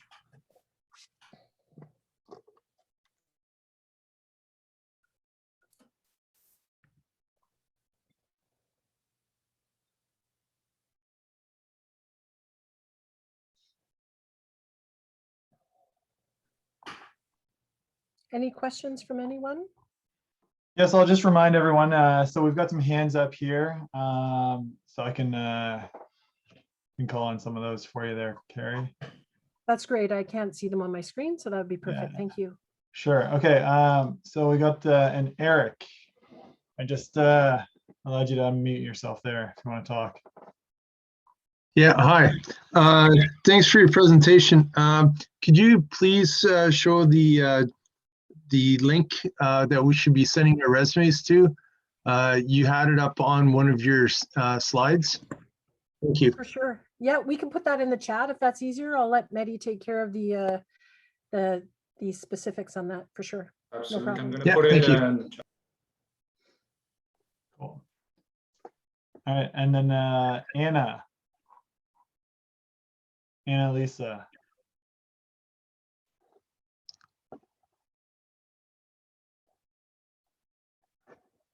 If you're there. Okay, Yash V.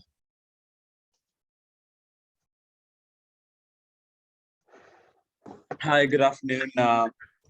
My question is, so what I understood is that we send you the resume and you guys help us navigate within ESDC, or is that for other organizations as well? And if that's the case, like, do you also provide us like feedback with how to navigate answering questions better in order to avoid those hurdles? Because that's what my understanding is, that a lot of it's been hard for me personally to explain the military side of things without getting into too much details of how my profession as intelligence is run. Yeah, great question. And really part of what we were trying to tackle on the pilot project. And so working with the CAF transition group as well.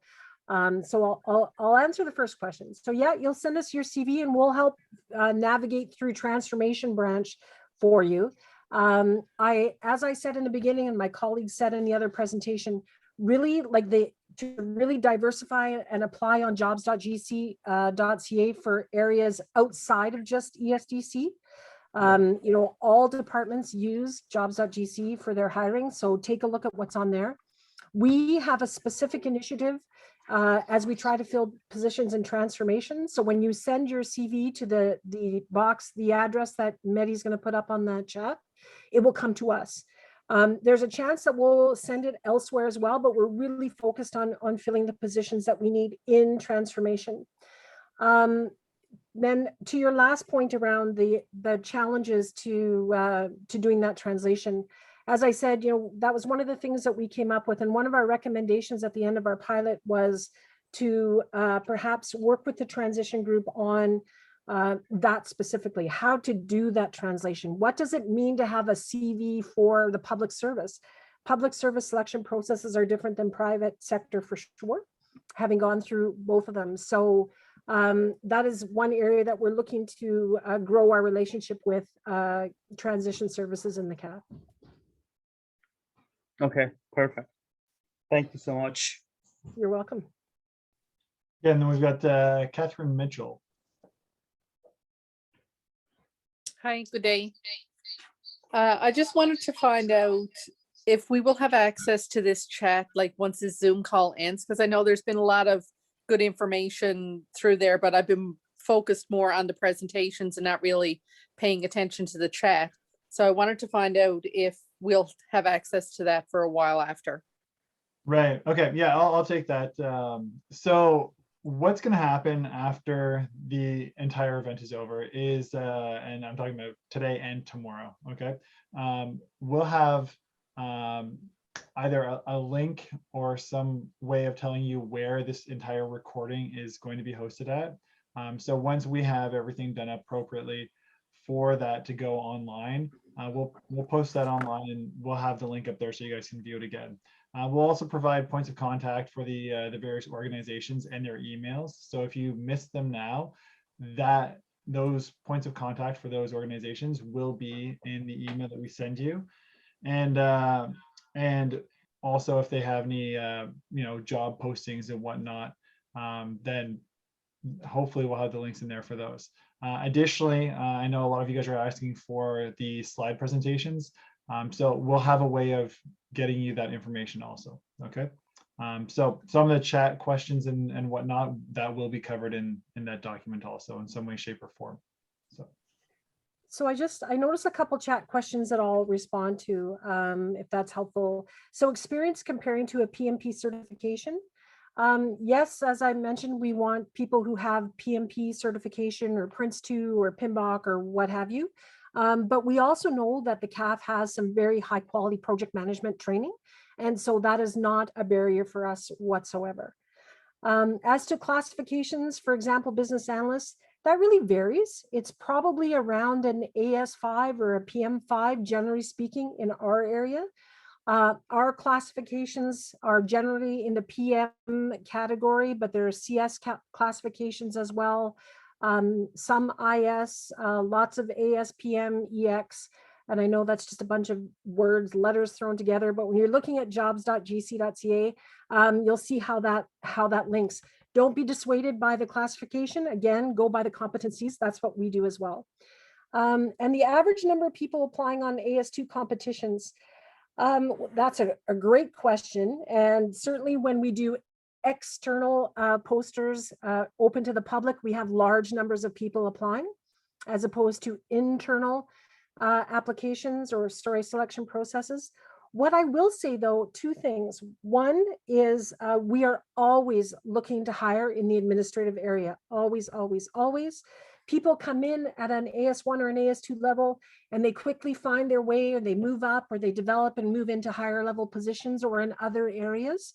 And so we're always looking to hire in that category. The other thing that it made me think of that I should have mentioned is, since COVID, we in transformation have gone 100% remote. So that has really allowed us to open up our positions across Canada. Within ESDC, we have a number of people working for us, excuse me, in our regions, because we want that regional input to our programs. But outside of that, we have been able to hire literally across Canada. We hired a retired CAF member in Nova Scotia not too long ago. We have people working literally from one end of the country to the other. So that is not a barrier for us. ESDC is truly looking at the future of work in a different way, where work is what you do, not a place you go. And that is our primary focus as we look to our accommodations plan into the future.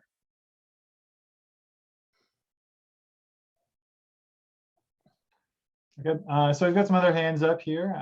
So Thomas, are you there? Yes, thank you. So I have I've applied for a PM2 pool, and I've been accepted into the pool. I've done the interview, the security clearance, everything. So I understand that there's been a couple of training sessions.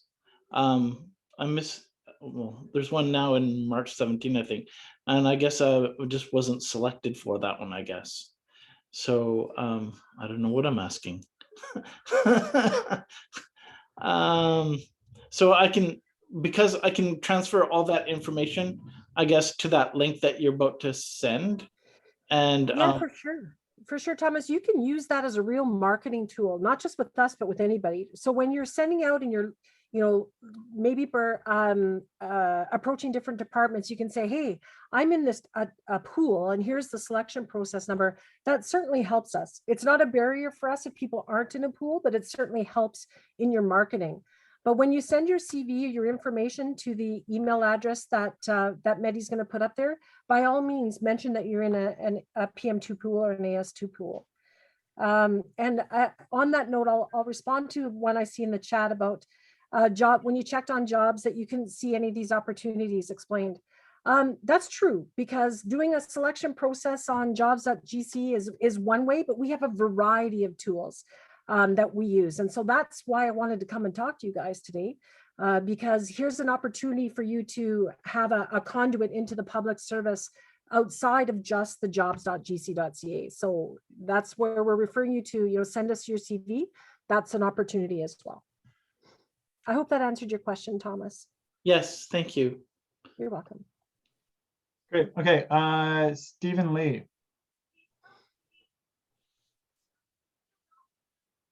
Oh, did you just disappear? Okay. How about Stephen Van Meeuwen, I believe is how I say his name. Hello, can you hear me? Yeah. Hi. I have a question about the, I was interested in the Timor program that you briefly talked about.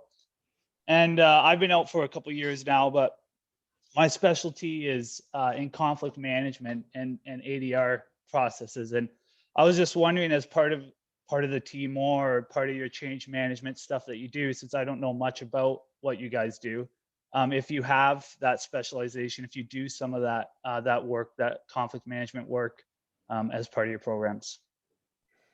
So I can answer, and hey, you got Timor right off the get-go. So, I made note of that. That's pretty good. Most of us can't do that. So well done, Stephen. We are looking for people who have those communication skills and that type of transferable skill for sure.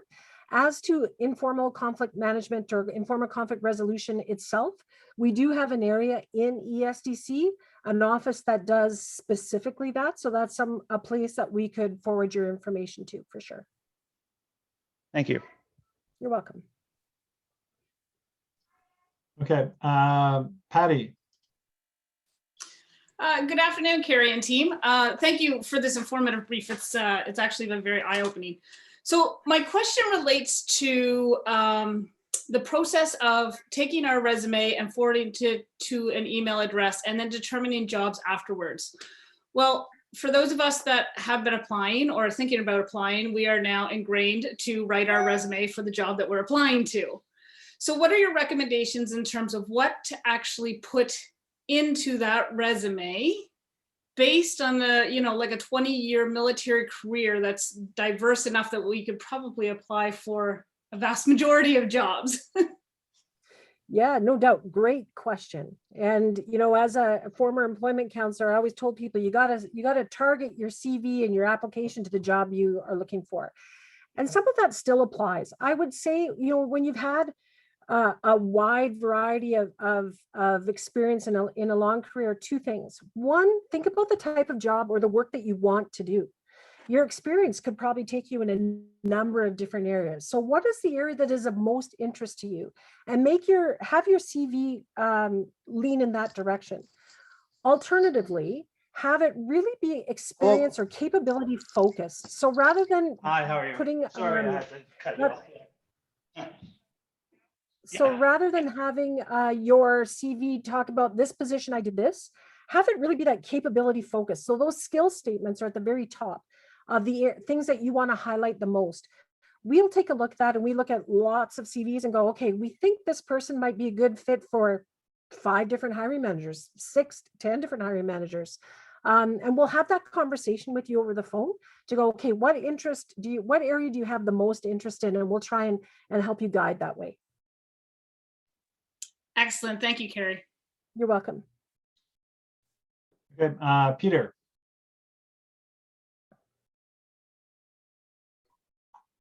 Peter Cloutier. Can you hear me? Yes, we can. Okay, question I have for you is, if we send our resume in, and I'm new to this, like a lot of other people that are out there new to sending out resumes, and I'm particularly not very good at it. I'm going to have like 35 years within the next 4 months. So I'm going to be, I know I should have started a long time ago, but clearly I did not. So the question I have for you is, if you say, oh, this is a good fit for you, and we start out in a job and we find out it's not a good fit, do we get let go, or will you be able to look for possibly another location that might be a better fit for us? Well, great question. First of all, congratulations. 35 years, that's remarkable. So thank you for your service and congratulations on that. Thanks. That's the beauty of the public service. As I said, being the spouse of a RCMP member, I knew that, having to restart myself every time. And that's why I put a focus in on the public service and thought, this is where I want to be. because I'll be able to move all over the place. And I had no idea even truly, but the opportunity is immense, whether you want to move from one department to another, or if you think about ESDC, 25,000 employees, I don't know, 17 branches or something, there's all kinds of places that you can go. So once you become an indeterminate employee, you would have, yes, you could be let go, or, there's circumstances under which that can happen. But truly, what happens is, if that's not a good fit for you, then we in transformation try and find a spot that is a good fit for you. Chances are you have a skill set or a fit somewhere, or you'll be able to look elsewhere in ESDC, or truly, once you're in the public service, I mean, the whole public service is open to you, and you can move fairly easily from one spot to the next. I understand, starting late doesn't matter. It's never too late. But starting and looking at this massive machine and trying to figure out where would I fit in there, it's mind-boggling. It is to me, and I've been here for 15 years. So the key thing is to get your foot in the door and then figure it out. The whole mobility within the public service is one of its benefits to working in it, truly. So don't be intimidated by that, for sure. Thank you. You're welcome. Okay, looks like we've got one other. Pierre. Hi there. What my question is, I'm just wondering if ESDC has anything in regards to security background or law enforcement type background. Obviously, you mentioned there's administration, but is there anything else that you guys currently have that would be beneficial? Oh, 100%. So we have a whole integrity services branch that deals with integrity, fraud prevention, investigation. And so that, in an operations sense, absolutely that background. Within transformation, we have a whole work stream of identity and integrity, because we are transforming how people interact with the government. So we hire security specialists into that. But again, I would focus on the transferable skills. But yes, using that experience and those skills, there's a fit for that within ESDC for sure. And I guess my last part to that, if you don't mind, is what type of levels would they be at for ESDC? Like for myself right now, I'm in AS6 and AS5 pools, and that's why I'm sort of curious. Yeah, it really varies, but I say you're probably right on the mark. And I've seen lots of questions in the chats around the whole, classification, and it requires its own dictionary.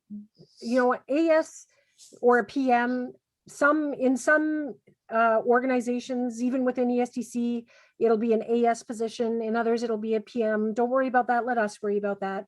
And those are equivalent to certain stages where we can move you from one category to another.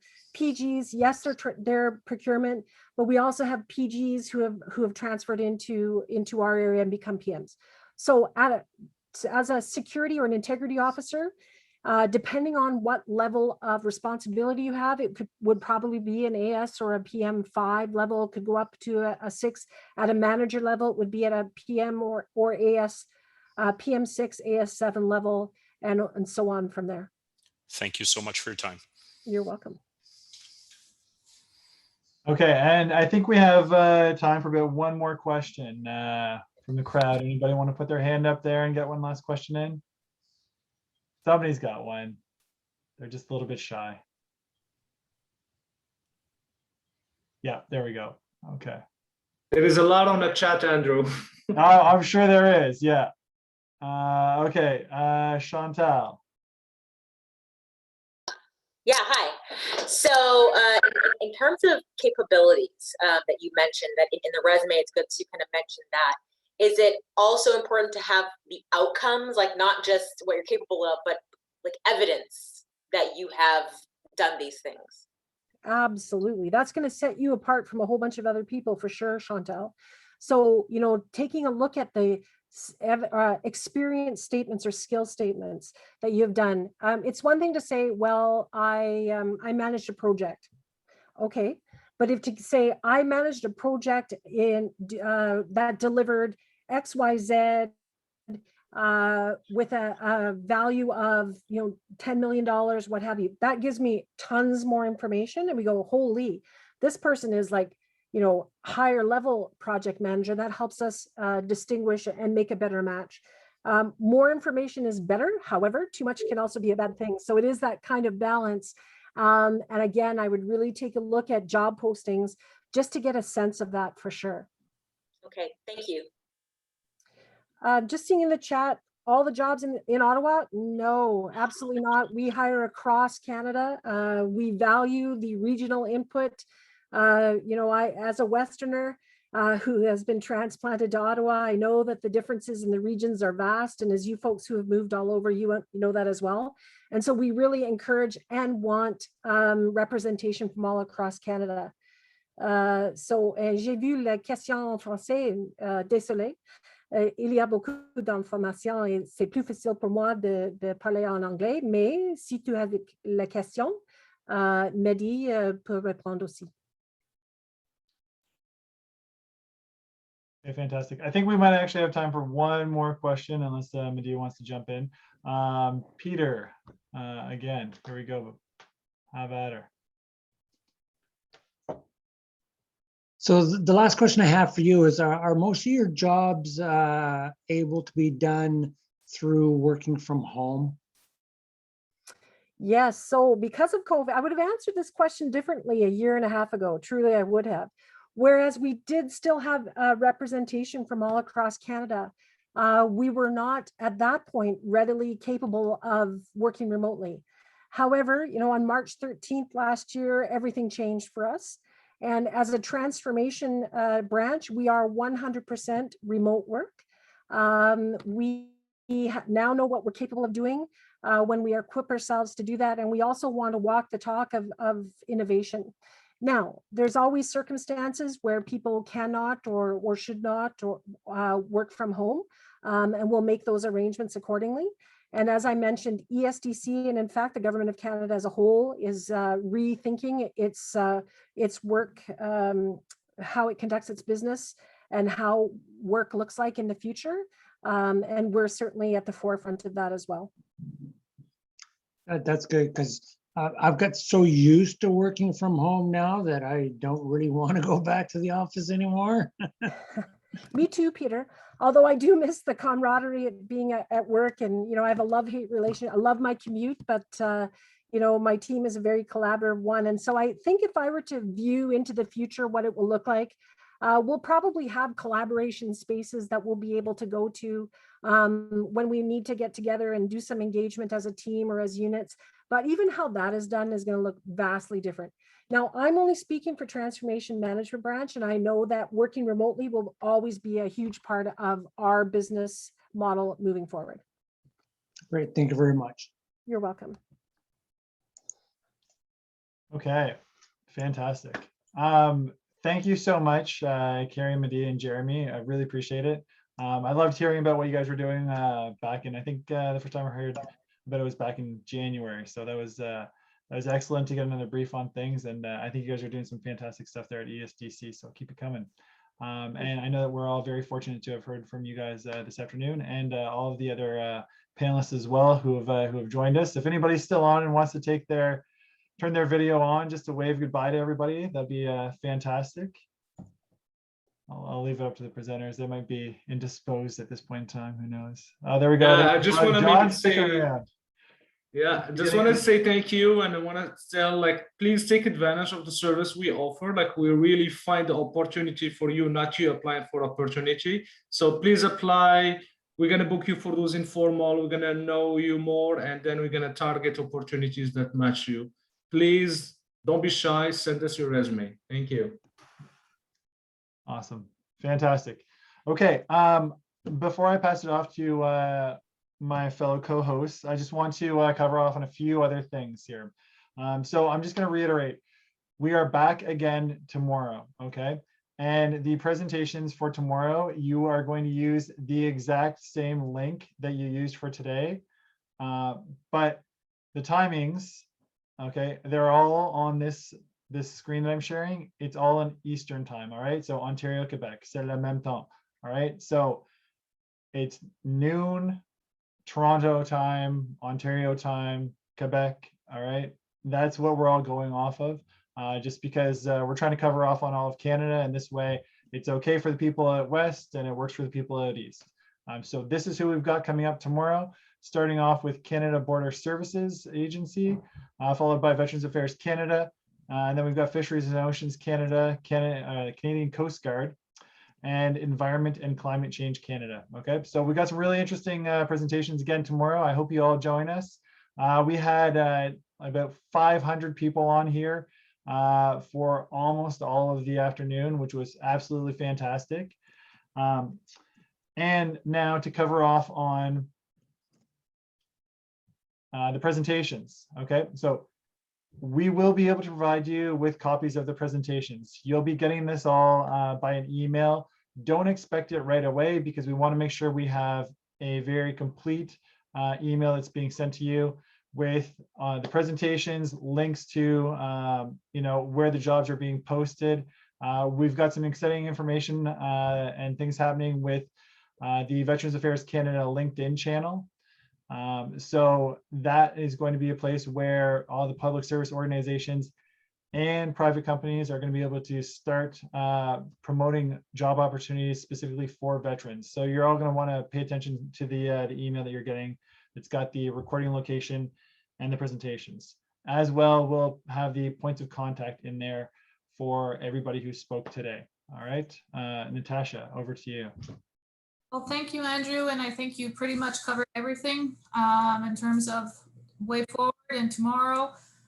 I would like to personally thank all the presentations, the presenters, the information, not overload, very personable, very outreach to the veterans. This is a first, it's certainly not a last. And by the numbers, yeah, I think we've got a success to do it again. So thank you, and we'll all see you tomorrow. Awesome. All right. Thanks, everyone. Have a great day.